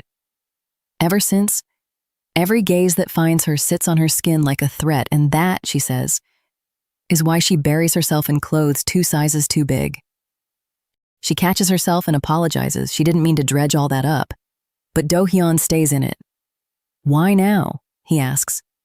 Why have they been coming back lately? Did you run into someone? She admits she thought she saw a familiar face at work. Him, he asks, that male friend? I'm not sure, she says. I could be wrong, sorry for worrying you. From tomorrow she'll focus, no more mistakes. Do-hyun is left holding more than he came for. That story was heavier than he braced for, and he has nothing to say to it. Miss Yu always read as the steady one. He never once guessed she'd been carrying that under all of it. Next day, the department head shows up unannounced. Hello, Ms. Yu. Hello, Ms. Kang. Relax. I'm not here to scold anyone. We've got a new hire, he says, and I'm bringing him round to meet the vice president. He's inside, right? The new man steps forward with an easy little smile and puts out his hand. Nice to meet you. Then he says his name. I-Yeon. The face she'd begged to be a trick of her eyes, the one she'd sworn off forever, is standing in her office with its hand out, introducing itself as her newest colleague. He holds out his hand, smiling the way you smile at a stranger. I-Yeon Yu knows that hand. She knows what those fingers have done, and she can't make herself reach for it. Years earlier, a boy stood in front of her and forced the words out before he lost his nerve. Hey, I-Yeon Yu, I've got something to say. I like you. I've liked you since the first time I saw you. If I don't tell you now, I'll regret it forever. I never thought of you as just a friend. Clumsy, plain, the kind of thing a person keeps for years. The memory shuts. The same boy is grown now, in a pressed suit, standing in her office as the new hire. Ji-Hoo-eom. Hasn't changed a bit, she thinks. Not even that hand. My name is Ji-Hoo-eom. I look forward to working with you. She is stuck on one question. Did he recognize me? He keeps smiling, easy, giving her nothing to read. The pause runs a beat too long. Someone nudges her. Ms. Yu, you're leaving his hand hanging. So she takes it. Yes, hello, I'm I-Yeon Yu from the secretary's office. The name catches on something behind his eyes. I-Yeon Yu? He holds her gaze too long and a colleague jumps in. Mr. Aom, I know Ms. Yu is one of a kind, but you can't stare like that. Does he not know me, she wonders? Or is he just good at this? He folds it away. Sorry, you have the same name as someone I used to know. That was out of line. I'm happy to be working with you. Same name as someone he used to know. She lets the little lie stand, the two of them holding opposite ends of it. Alone, she sits with what it means. Fate doesn't let anything go. She'd pictured him out there somewhere, doing fine, nowhere near her. Never as Woo-sung card. Her company, her floor. Just don't stir anything up while you're here, she tells the empty room. Please. Down the hall, the new hire makes his rounds. A knock at the vice president's door. Mr. An, it's assistant manager Kang. I've brought the new recruit from brand marketing. The door opens. Nice to meet you, Mr. An. I'm I-Yeon from brand marketing. I'll give it everything I've got. Do-hyun. An stands to greet him. Good to meet you, Mr. Aom. Congratulations on joining Woo-sung card. I'm Do-hyun An, the vice president. Their palms meet and something in the room turns wrong. An clocks it before he can name it. What is this feeling? The air between two men who have never met pulls tight. There's nothing he can point at. A grip held a second past polite, a smile a degree too wide, the hair on his arm standing up for no reason.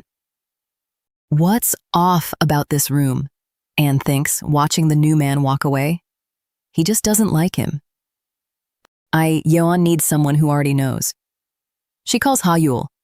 Ha-Yul, it's me, can you talk? Ha-Yul gets there first, half a laugh in it. I was about to call you. You left that shopping bag in my car, it's still sitting there, and just thinking about it gives me a headache. And why'd you do that to me? You nearly landed me in real trouble. I-Yeon cuts to the thing ringing in her skull. You know Ji-Hoo-eum, right? Of course, Ha-Yul says. So she says it. He joined my company. The line goes quiet. What? Are you serious? So did he recognize you? She doesn't get to answer. A voice arrives at her shoulder. Hello, Ms. Yu. She jolts hard enough to nearly drop the phone. It's him. Sorry, he says, I didn't mean to startle you. Her heart is going like a fist on a door. She waves it off. No, it's fine. He plays the lost newcomer. Could you point me to the planning team? It's my first day. She manages an over there, willing him to take the hint. He doesn't. He tilts his head and looks at her too long. But have we met before? Your face is different from the woman who shares your name, he says, but you still seem familiar. Her pulse jumps. Really? I guess I just have one of those faces. I've never seen you. He keeps her eyes one more second, then lets it drop. Must have been my imagination. Either way, we'll be seeing a lot of each other. I hope we get along. I'm new and don't know much, he adds, that same smile in place, so I hope you'll help me out. And why would I, she says. He leans in, barely. Because, whether you like it or not, we'll be seeing each other often. He doesn't make it a threat. He makes it a promise, soft and certain. The standoff breaks when Anne's voice crosses the floor. Ms. Yu, time for the executive meeting. Let's go. Yes, sir. She steps away from Ji-Hoo and falls in beside the man she actually trusts. But Anne caught the end of it. Hello, Mr. An, she says, a shade too bright. You two seem to be getting on, he notes, still watching. Not really. He just asked where the planning team was, so I pointed him there. Still. Anne lets the word hang. He glances back at Ji-Hoo-eum and runs it again. Awfully easy with a colleague he met an hour ago. Maybe I should have a word with Miss Kang. The new man rubs him the wrong way, and Anne tucks that away. One last image. The name on a glossy business card set down like a sentence already passed. Woo-sung card. Ji-Hoo-eum. The boy who once told her he loved her now shares her floor, watches her too closely, and isn't going anywhere. The whole office is chewing on one rumor. Their untouchable vice president is secretly married. The woman who could end the guessing in a sentence sits 2 desks over, eyes on her keyboard, acting like she's never once heard his name. Lunch hour at Woo-sung card, and the gossip jumps from tray to tray. Word is the vice president's married. The whole table leans in. Come on, there hasn't even been talk of a wedding. So if it's real, who in the world landed him? Not Hui Ra-jung, that's for sure. Aren't you the least bit curious? They swing around to I-Yeon Yu, waiting. She pushes rice around her plate and says she isn't. It comes out a half beat too fast. Hopeless, her coworker sighs, then melts into how a secret wedding would be the most romantic thing imaginable. I-Yeon chews and says nothing. The secret husband is Do-Hyun-an. The wife they're all inventing over lunch is her. Then Ms. Kang stops by with a stranger trailing her. New hire, she says, and waves him forward. Ji-Hoo-Aeom. He gives an easy, nice to meet you, and Huira's jaw nearly hits the table at how good-looking he is. But when his eyes find I-Yeon, something shifts behind them. See you around, he says, and she doesn't care for the weight he hangs on it. Her coworker nudges her, grinning. Work's about to get a whole lot more interesting, huh? Just eat, I-Yeon mutters. Why so cranky all of a sudden? I-Yeon doesn't answer. She knows that face. She's seen it before in a place she'd sooner not revisit. Later, Ji-Hoo shows up at the secretary's office. He's here, he says, to sort out the schedule for the end-of-month marketing meeting. I-Yeon doesn't thaw an inch. You could handle that on the company app, Mr. Eom. Unless there's something you need to report to the vice president in person? No, he admits.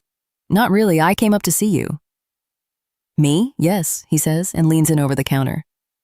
I'd like us to be friends. Ms. Kang mentioned we're the same age. Maybe that's what put me at ease.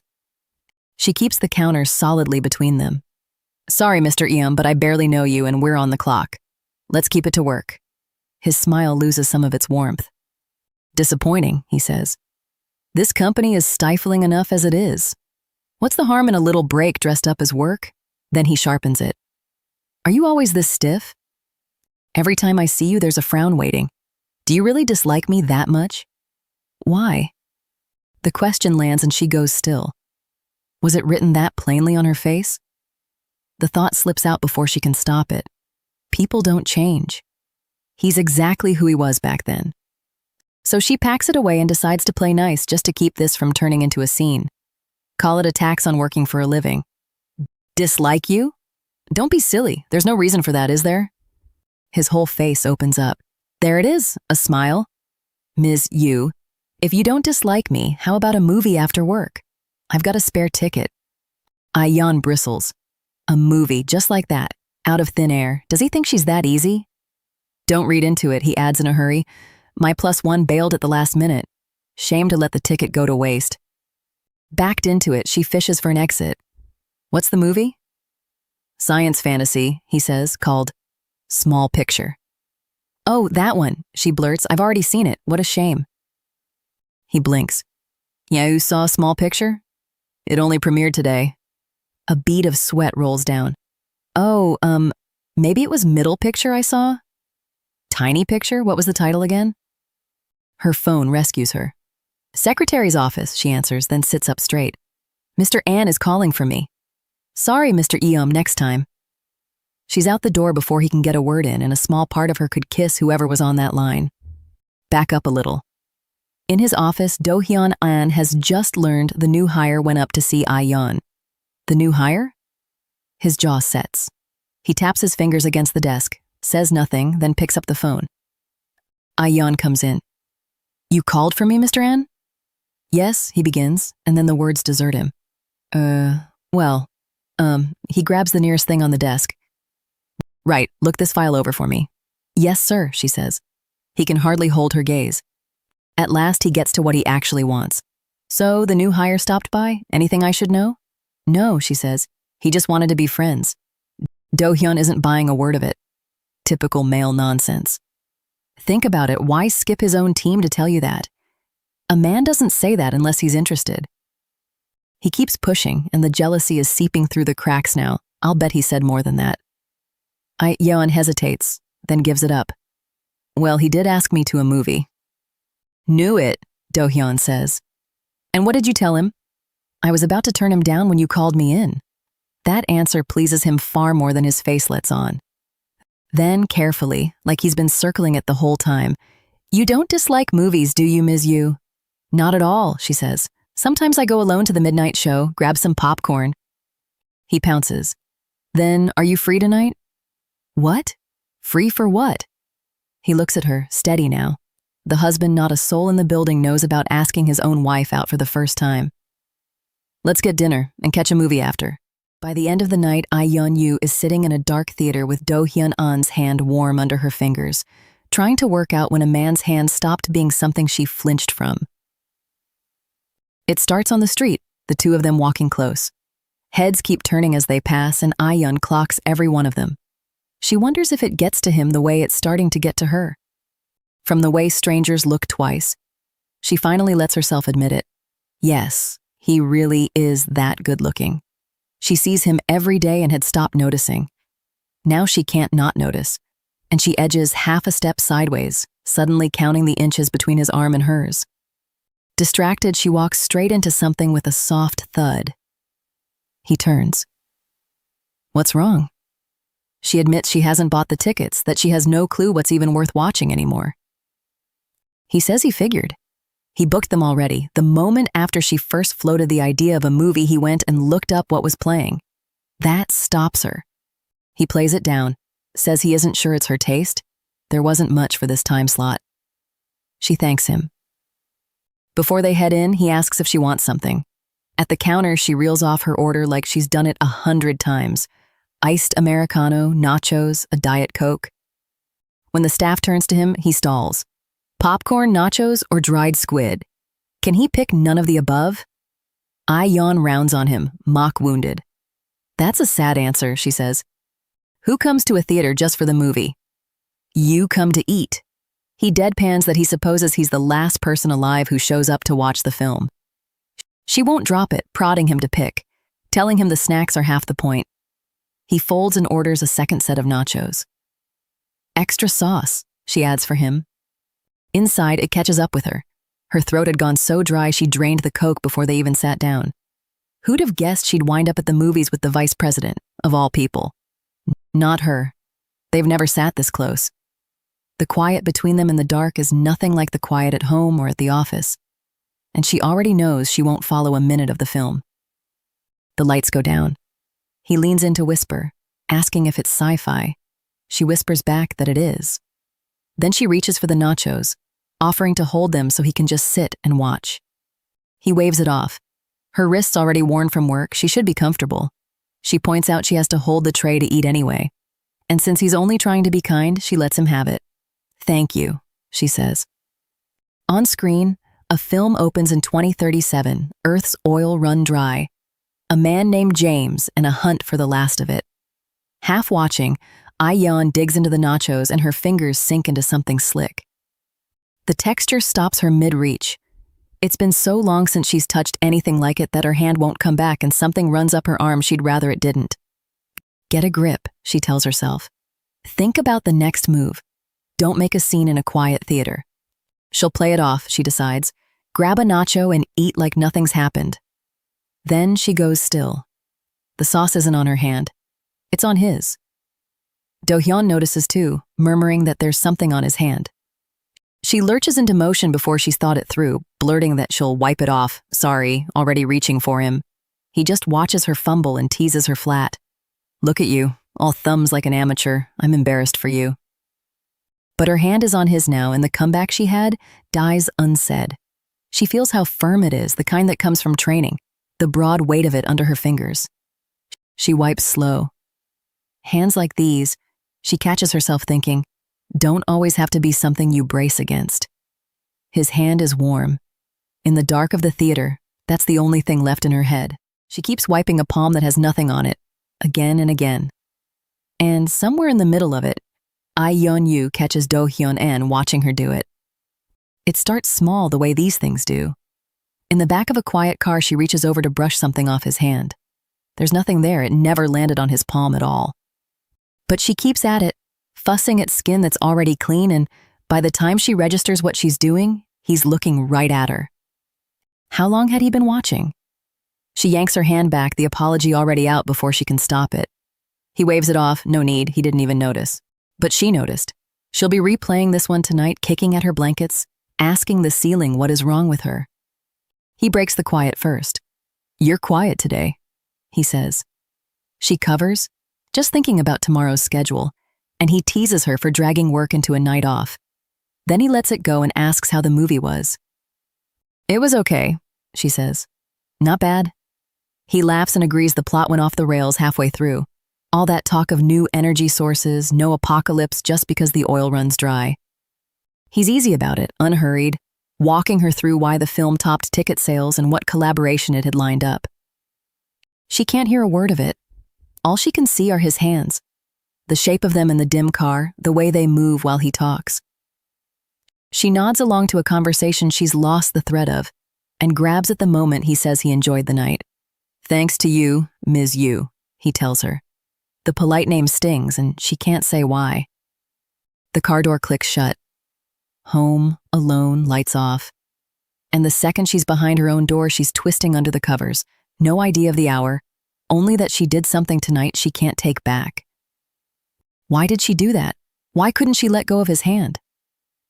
She makes herself say it, finally honest. She wanted to lace her fingers through his.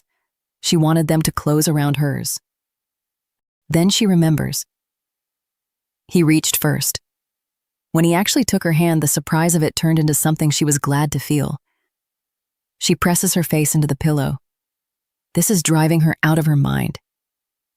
Do I? She starts, then shuts the door on it. No, nope, no way. She already knows how this story ends, she tells herself, so nothing changes. She just liked the feeling of his hand. That's all it can be. Morning at the office and the phone cuts it short. A delivery's waiting in the lobby, a big one. She'll want a dolly. She takes the card, says she's on her way, and pulls herself back into the secretary who has everything handled. Downstairs, she signs for the hall, thanks the courier, sends him off with a good day. Sleeves up, loading it onto the dolly, strong as ever. And a voice behind her offers help. That looks heavy. Want a hand, Miss Yu? It's I-Yeon. She keeps it polite. Thanks, but she's got it. She has the dolly, she can manage. He won't take the answer. He could use the exercise, he says, already reaching in. She says it again, firmer. It's fine, she appreciates it, but it's really okay. He keeps pressing. It looks heavy, and isn't this sort of thing outside a secretary's job anyway? He'll at least pull it to the elevator. Her voice changes. Mr. I-Yeon, she says, if you keep insisting, it makes me uncomfortable. You said you wanted to be friends, right? Then please don't do things that make me uncomfortable. She turns, excuses herself, and walks, leaving him with his offer unfinished and her name half out of his mouth. But he follows. Mr. Yu, he calls, again until she stops. There's something he's been wondering, he says. She tells him to go ahead, the dolly still parked between them. All this time, he says. And the question comes out soft, almost gentle.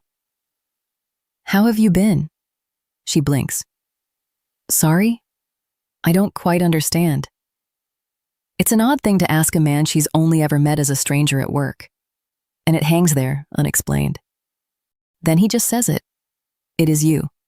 The gorgeous I-Yeon Yu. The careful distance she's kept all along has nothing left to stand on. He has known her this whole time and only now lets her see it. He breathes a name that isn't the one she answers to here, right as the elevator doors begin to part.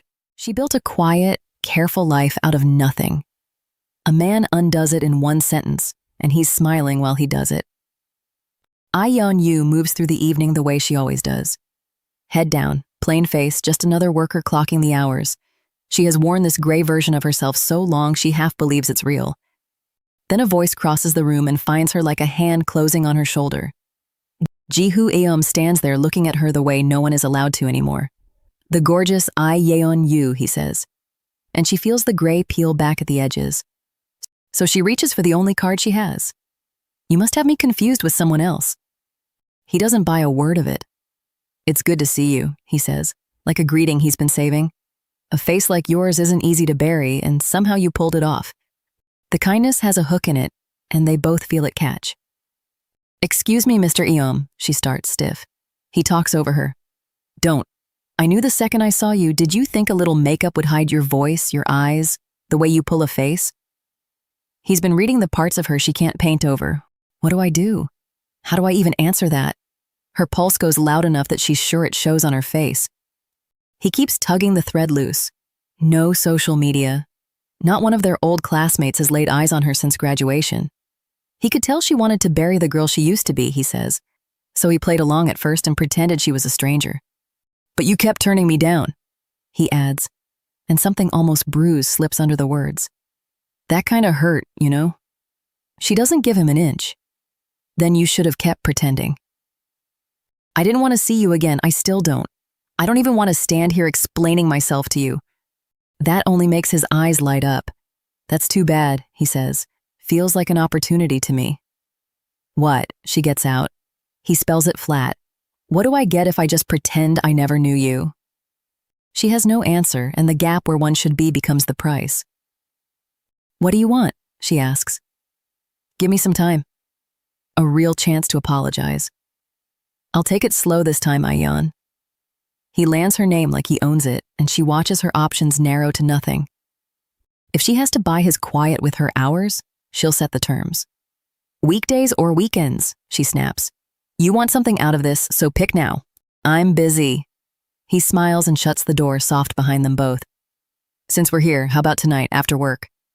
Alone, the gray slips. I thought I'd fooled every last one of them. Now how do I keep Ji Hoo-eom's mouth shut? Then a smaller, stubborn problem elbows in past everything else. Tonight's dinner. She has to tell Mr. An. She knocks on Do-hyun An's door. Ah, Miss Yu, come in. She keeps it short. I have plans tonight, might get back late. Thought you should know. He says go, have fun. Then, lighter than he means it to sound. Mind if I ask who? It's been a while since you had somewhere to be. She lets the pause run a beat too long. Oh, it's nothing. Just an old college friend. A college friend, he repeats, and the words don't quite settle. Yes, she says. He catches himself all formal again. I shouldn't have pried. Go on back to work. She goes. He stays at his desk, turning over something he can't put a name to. An old college friend. He says it to himself twice, and the itch under his collar won't quit. He picks up the phone. On the other end is an old friend of his own, the kind who answers grinning. Well, if it isn't the vice president. You two fight? No, Do-hyun says, it's just, there's this person, someone I've known a long time. Didn't think much of her at first, he admits, but somewhere along the line she got under my skin. I get worked up just looking at her. His friend laughs. Sounds like she stinks at her job. Fire her, he won't. People aren't parts you toss in a bin. Fine, his friend says, then say it straight. What about her? And Do-hyun, who weighs every syllable at work, finally lets one out plain. She looks ordinary enough, but for some reason I want to keep seeing her smile. It's strange, he goes on. This ordinary person feels like something else entirely. She's got her quirks, and I don't mind a single one. The more I learn about her, the more I see how thoughtful she is, and how much steadier than she looks. His friend cuts him off. Skip the cheesy intro, get to it. How much plainer can I say it, Do-hyun mutters. I just can't stop thinking about her. The line goes still on both ends. Then the friend's voice drops the joking. Hey, you can't do that. What? You're married to Ms. Yu, that's an affair. The way you're talking, this woman's clearly gotten to you. You've caught feelings. Do-hyun stalls. His friend keeps naming the thing he won't. It always starts exactly like this. You notice her, you think about her, you start wondering. At your age, no less. He doesn't catch the end of it. Something has already dropped into place behind his ribs, and the call closes on one dull final knock he can't talk his way out of. By the end of the night, Do-hyun An is awake on the couch counting the same three things over and over. A weeknight, his wife home this late, and one word he keeps tripping on. A man. It starts somewhere harmless. A hot pot place, steam climbing off the broth, a man filling glasses and nudging dumplings across the table like an apology he hasn't said yet. He picked the spot on purpose. I-Yeon Yu reads the whole setup in a glance and leaves her glass where it is. She isn't drinking. She isn't softening. Say what you brought me here to say, she tells him, and let's be done. So he goes back to the thing they buried years ago. Back then, he says, the confession blindsided her. He apologizes, and the word comes out rough, like it's been stuck a long time. He was young. Getting turned down humiliated him, and 3 years of wanting her draining off in one afternoon left him hollow. He kept betting time would smooth it over, that the two of them would slide back to normal. Then she was gone. No forwarding address, no message, nobody who could point to where. What he lost wasn't the crush, he admits. It was the friend. She won't let that sit clean. I lost a friend that day too, she says. Someone I trusted. Her hand moves on its own to the spot on her shoulder where his hand once landed. He apologizes again, softer, says he doesn't blame her for hating him. He came at her out of nowhere with a confession and put his hands on her. She cuts in before he can round the edges off it. Let's get the wording right, she says. You didn't try to, you did. You call yourself young and full of regret, she says. I was already broken by then. He doesn't push back, he just holds her eyes and admits it out loud. Yeah, you were really hurt, weren't you? He should have said this the day it happened, and he knows the apology is years past due. Then the ask. I-Yeon, he says, give me another chance.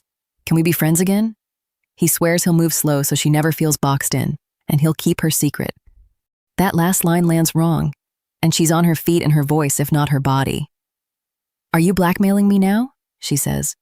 We don't go back. Not ever. He backpedals. No, that's not it. He only meant he'd be careful with what he knows, but the shape of the thing is right there on the table. Choose your words, she tells him, because anyone listening hears a threat. He stumbles into an apology, swears that isn't what he meant. She hands him the truth instead of comfort. I can't be your friend the way we were, she says. That isn't something I can talk myself into. As co-workers, she'll keep it clean and professional. He takes even that and treats it like a kindness. Thanks for leaving the door open a crack, I-Yeon. Don't expect anything past that, she answers, and that's the end of the sentence. Anything else, she asks, already standing? If not, she's gone first. She puts money down for the table and walks. He calls after her, Ji-Hoo-Aeom, out the door and into the cold. Wait, I-Yeon? One last question he can't swallow. The plainer face she wears now, the disguise. Is that because of me? She refuses him even that. Hardly, she says. Don't flatter yourself. That day is one tiny freckle lost among the thousands on her face. It was nothing. Then she draws the line clean in the air between them. This ends at coworkers. Don't step over it. She comes home to lights still on. Do-hyun. Ann is up, half watching something on the couch. You're back, he says. You're late. She slides past it, asks what he's got on, anything good. He fumbles, calls it anime, says he meant to put on something else. Good night, she tells him, and heads for the stairs. Then he stops her. Did you have fun with your friend? The college friend you said you were meeting? And before she can be gone, the question he didn't plan jumps out of him. That friend. Was it a guy? Yeah, she says, easy as anything, he's a guy. But it was so awkward after all this time. She doesn't catch how rigid he's gone. He's chatty tonight, she thinks, while under his breath the word keeps circling. A man. He asks if she's okay. Yeah, I'm fine, he says, a beat too fast. I'll really head up now. You must be tired, she tells him. Get some rest. He decides she's acting odd. She's thinking the exact same about him. Alone, the same three things keep grinding at him. A weeknight, out this late, with a man. His jaw sets and he tries to argue himself out of it. I actually asked if it was a man, he thinks, like a question can be unasked. I'm angry, and it makes no sense. Who she sees is hers. And under all of it, the half sentence he can't get past. I just want. Then it surfaces whole, plain, and impossible, and it takes the air right out of him. Do I like Ms. Yu? Me. He kills her whole afternoon, cancels every meeting, and not 1 minute of it is about work. It's that another man made her smile. Morning at Wooseong Card. Elevators slide open on another ordinary day, and up on the executive floor, I-Yeon Yu walks her checklist over again. Morning meeting done, 1 in the afternoon, then the weekly review. About now, Do-hyun. Ann always starts wanting something sweet, she's thinking. And she's halfway through the thought when a voice barks her name across the hall. She nearly drops where she stands.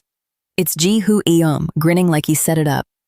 Sorry, he says, didn't think you'd jump, though the grin says he hoped she would. He's holding a box. Rice cakes for the vice president's office, supposedly handed off by Ms. Seo, just back from maternity leave. I-Yeon isn't buying it. Ms. Seo would carry a personal errand up herself, not pass it to him. You volunteered, didn't you? She says flat. He owns up, then softens it. Seo looked worn out, even thanked him. Fine. She takes the box. She'll give it to Mr. An. He can go now. I-Yeon doesn't go. Can I rest here a bit? He says, and settles in like the hallway's his. Then, lower, the thing he's been circling. Will you ever stop disguising yourself? I kinda miss the old you. The words just hang there. She steps right past them. Cut the bullcrap and leave while I'm being nice, she says. I've got enough of a headache without you. The grin doesn't budge. I'll come by often, he tells her. See you around. Her arms prickle. Don't you dare come up for anything but work, she warns. He opens his hands. I said I'd treat you as a co-worker, nothing more. And then flips it on her, smooth. She's the one assuming, isn't she? Always so quick to twist a colleague's words and snap. It lands. She goes still. Of course not. She gets out, finding her feet again. Let's not drag this out. You should go. I-Yeon leans in for one more. How about you make it up to me after work? And the sentence dies there. Do-Hyun An is standing in the doorway. Hello, Mr. An? I-Yeon says, far too bright. An doesn't so much as glance at him. Ms. Yu, let's talk about the afternoon meeting. He turns and walks, and she's left to trail after. His office. The door shuts and nobody speaks. What did you want to discuss, Mr. An? She asks, and gets nothing. Just the look. The one he wears when she's truly done it. She flips back through the day in her head. Did I miss something? So she does the thing she always does when she's cornered. She smiles. Wide. Don't smile like that, he says. The grin locks on her face. It's not too late, she tries. Just tell me what I did wrong today. Inside, she's running the whole list. Driver on standby, files prepped, gift sets ready, attendees reminded, room booked for one at the Cheongdam branch. Every box ticked. Every one. And she still can't find it, which can only mean it's huge. Big enough to set him off like this. What's going on with you lately, he says. Sorry? It's been gnawing at me a while, he goes on. And it's time I said it. It bothers me. Yes, sir, she promises. Tell me and I'll fix it this second. So he does. Since when did you get so close with that new hire? Mr. I-Yeon, she says. We knew each other in college, actually, and files it away, jaw set. Figured you two looked close. We used to be, she admits. Then, catching his face, don't smile. I wasn't smiling, he says, who absolutely was. Don't smile at that fox, it makes me crazy. Fox? The word sits there. Her skin tightens. Yes, he says. But why is Mr. I-Yeon a fox? She asks.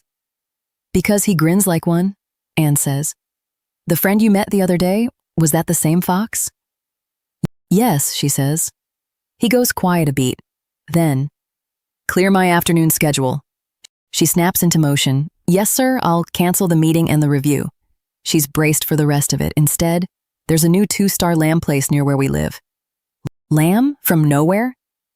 She stands there blinking while he mutters at himself. Maybe beef ribs over skewers. The heat in him still banked low. I'm still mad, he says. I'll have to go tonight. You're going alone, she asks. No, he says, with you. Are you free tonight? The pause stretches, then it bursts out of her. Of course, I'd love to. He lifts an eyebrow at the speed of it. Does it make you that happy? Yes, she blurts, then scrambles. Actually, I just really like lamb. She's often running about how tender it goes on the grill. He offers to handle the grilling. No, she says, you just show up, sir. She has no idea what she just agreed to. He does. A man this jealous doesn't book a restaurant for the lamb. And while she rattles on about grill marks, he settles the real plan for the night. Tonight, he thinks, I find out exactly what Ms. Yu makes of me. By the end of the night, the most powerful man at the company is standing over a sleeping woman with a half-eaten mango still in her hand, deciding, very seriously, to cancel every group dinner of the year. It starts with lamb on the grill. The smell fills the whole kitchen, and I-Yeon Yu is glowing before the meat even hits a plate. We should have done this ages ago, she says, and reaches too fast and knocks something over and laughs. Do-hyun. Anne pours her a glass of baijiu, then one for himself, and watches her take that first long, happy sip. Between bites, she asks what made him crave lamb all of a sudden. He keeps his eyes on his glass. He thought she might be craving it. She blinks. She never said a word about meat today, so he reminds her. On the way to the Sangyeon trading meeting, she'd let slip that she likes lamb. He kept it. She swallows. He remembers things like that? All she gets out is a thank you, smaller and softer than she planned. The baijiu catches up with her quick. 1 second she's sitting up, the next her cheek is on the table. Anne leans in. Don't tell me you're drunk again, like last time. He shakes her shoulder. Nothing. He resolves then and there that she is never drinking again. He'd come tonight to ask her about Ji-hoo Eom. So much for that. Time to get her home. He'll call a driver, he tells her, get her some rest. Her hand closes around his sleeve before he can stand. Where's he going? She slurs. They're only getting started. She's totally fine, perfectly sober. She is neither. We should head back, he says. So she bargains, swaying, pleading. One more drink at home, just one. He looks at her and knows she won't let it go. He sighs. Fine. One more.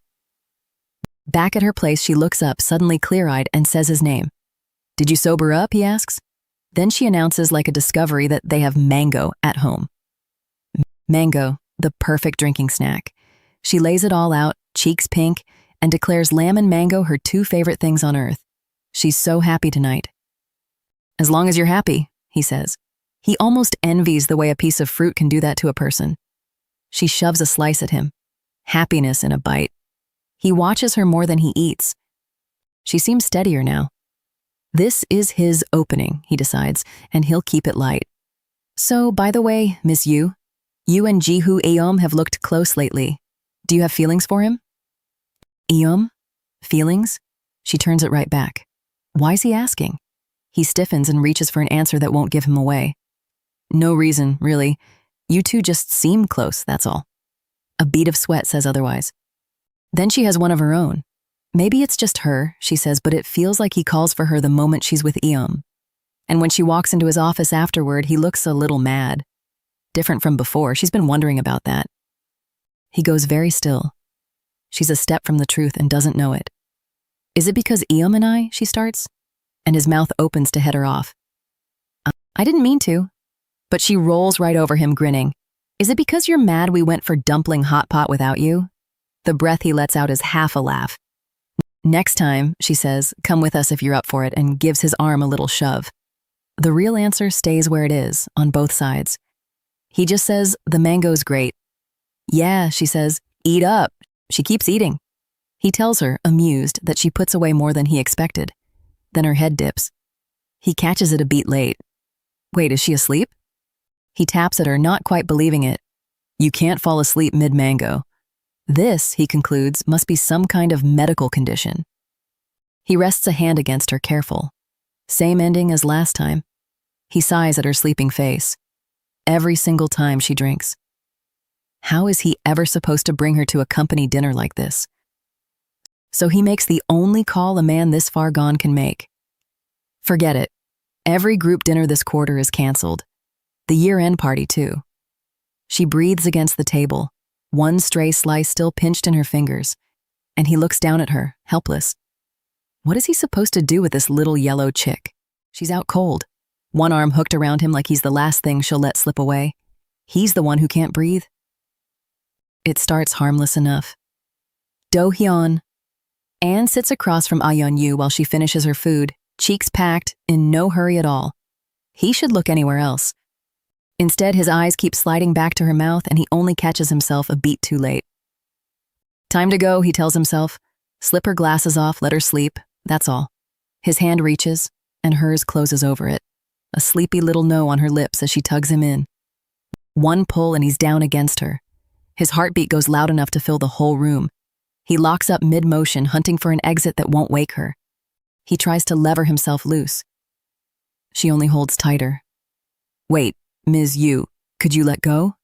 he whispers, squirming, sweat at his temple, wondering how someone this soft asleep grips like a vice. She mumbles his name into his shoulder. He stops dead. "Are you awake?" he asks, barely a sound. And she just nestles closer. The thought sits wrong in him. She's wide open, nothing held back. What if it were anyone but him here? Then half in a dream, she keeps talking. When they first met, she says, he was scary. But he turned out warm, and now she finally believes it all the way down.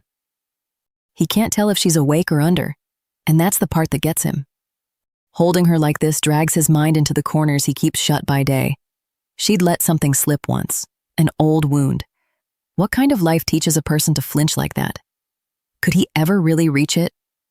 And under everything he wants sits the worry that won't quiet. Follow this, and he might cut her open all over again. He glances at the elephant plush wedged in her arms. And, God help him, envies a toy at spot. "It's okay," she murmurs. "She's fine, she's..." And the word she settles on is the one he can't claim for himself. Not scared. Then she stirs, and he lifts her hand away, careful, like proof he kept the line. The truth doubles back on him. "It wasn't me," he says under his breath. "You're the one holding on." And for one long, unmoving stretch, he stays exactly where he is and lets her keep him. Before the sense in him can win, he bends down and sets the lightest kiss against her hair. Quick. A line stepped over so softly he can barely credit his own hands. He pulls back, reaching for something ordinary. "You awake? Want some water?" Then she moves, all at once. She catches his face in both hands and kisses him square on the mouth. Everything in him stalls. Her fist knots in his collar, her name caught half-spoken on his tongue. I-Yeon. And the floor he thought he was standing on simply isn't there. He draws back to look at her, still out, slow, even breaths, fast asleep. She kissed him without ever surfacing. He sits there gutted, staring at a woman with no clue what she's done. "I'm losing my mind," he breathes. He's not wrong. He said he was losing his mind. By morning, she's the one coming apart, over a dream she can't prove, and a man who won't blink. I-Yeon swims up out of sleep, sure she dreamed something soft. The details slip away in pieces, and then one piece doesn't. A kiss. She shoots upright and scolds her sleeping head for wandering somewhere that warm. But the dream is too exact to wave off. The heat of his breath, the give of his lips, the weight of a hand. She presses both palms to a chest that won't quiet and asks how a dream invents a thing in such detail. She wants to ask him straight out what happened last night. The words die before they reach her mouth.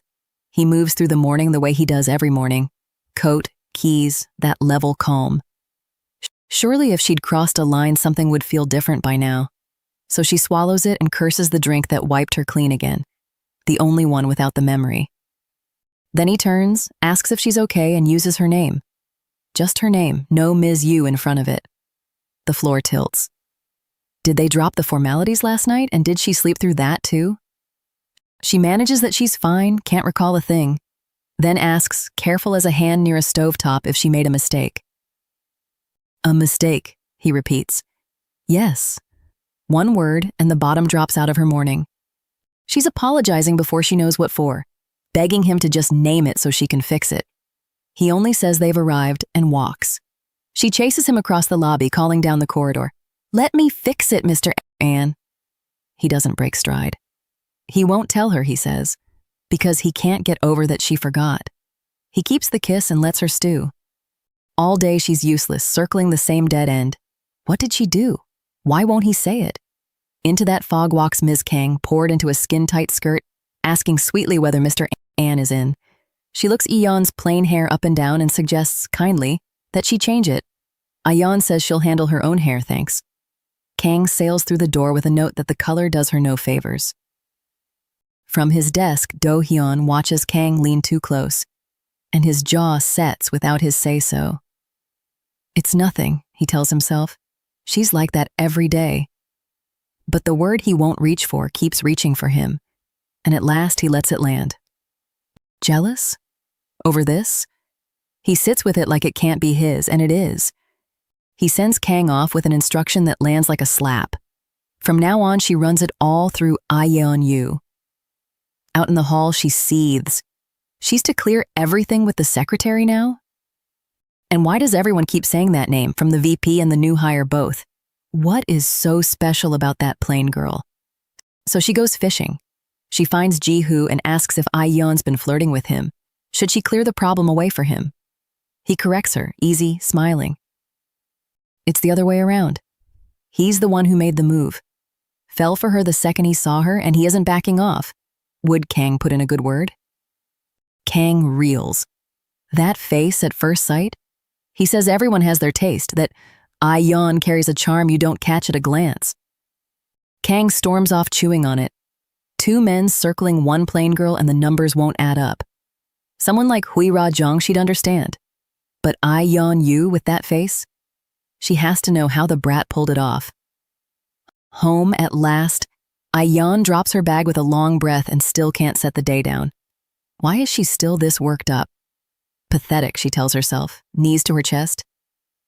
This grubby, watching everyone thing is turning her own heart sour. One dream knocked her sideways, and now even Kang's outfits get under her skin. Mr. An has no clue she's up here turning it over and over. A knock, she shrieks. It's him at her door, her floor, the half of the house he never crosses. Why so jumpy? He asks through the wood, like she's watching something with a knife in it. Then, quietly, he needs to talk. Now. Can they sit a minute? Her now? Gets a flat yes, now, and it hits her, far too late, that she screamed, so she can't claim she was washing up. He doesn't sound like a man who'll take no. One moment, she calls, scrambling. Did she put the disguise away, the wig, the glasses, all of it bare on the table? She didn't. The real face he's never been allowed to see sits in plain sight, and his hand is already on the door. Just a moment, I'm not ready. The handle turns. Past midnight, Do-hyun climbs to the second floor and knocks on a door he's never had reason to knock on. I-Yeon opens it in the full getup, wig, glasses, the works, and throws her arms wide. Ta-da, she's only goofing. He just stares, and neither of them moves. He clears his throat and asks too carefully whether she's picked up a new hobby. She leans into the bit. Sometimes a disguise just feels good. Want to try the wig? He waves it off. He couldn't take what's hers. Behind the grin, she lets out a slow breath. For one bad second, she'd been sure he'd reach for it. So why is he here at this hour? Something on fire at the office? No, he couldn't sleep. Too many questions in his chest. Earlier, when Ms. Kang came in for a signature, why did he look at her like that? He doesn't remember doing that, he insists, sweat at his temple. For a second, she thought he might have been jealous. He jerks like she's touched a live wire. Was that what kept him up, she teases? He pushes to the question she never answered, whether she has feelings for that fox. She laughs it off. Did he ask her that? She was too drunk to remember. Answer me now, he says. You're sober. He'd held it the whole way home. She reads it wrong, thinks he's worried someone will learn about the contract, so she gives him the clean truth. Ji-hoo Eom was once a close friend. Now he's a co-worker, nothing more. Besides, he's never once crossed her mind that way. She means it to reassure him with no idea what it does to him. I think I'm losing my mind, he says. She doesn't follow. I know it's sudden, but lately just watching her talk to that fox does something to him. He says her name, plain and steady. I-Yeon. Do you know what I regret most? Signing that contract. He lays it out like a story he'd built in his head. Marry a woman of his choosing, divorce cleanly in 2 years, and his grandfather would finally let him be. That's what he'd hoped to hear. Then plainly, I-Yeon, I've started to like you. More than I expected to. Her face goes hot. Mr. An, she manages. And now that I've tasted mango, he says, I can't go back. Mango? She turns the word over, lost. Then he closes the space between them and kisses her. Soft, brief, real. And there it is, the thing she'd half buried as a drunken dream the other night. It wasn't a dream. She chokes on a cough. He asks if she's all right. She swears she's fine. I know it's a lot, he says. He felt the same at first. He isn't asking for an answer tonight. This is all new to him. He's said too much, he decides, and backs toward the door. But if she ever feels the same, she shouldn't hold back. Come to him. He'll tear that contract up himself. The latch clicks shut and she's left there, never having said a word back. She couldn't. Her heart won't settle. Mr. An likes her, and she never saw it coming. He likes this version of her, the plain one she invented. If he ever saw her real face, what then? That she'd lied? Had some hidden motive? He doesn't hand out trust easily, that's the problem. Morning, and the warmth is gone. In a Woo-sung card meeting room, Do-hyun sits stone-faced while his team breaks bad news.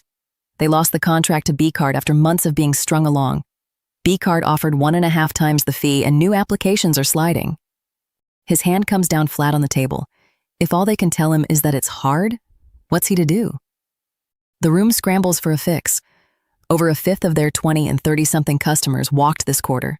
They need a bold rebrand.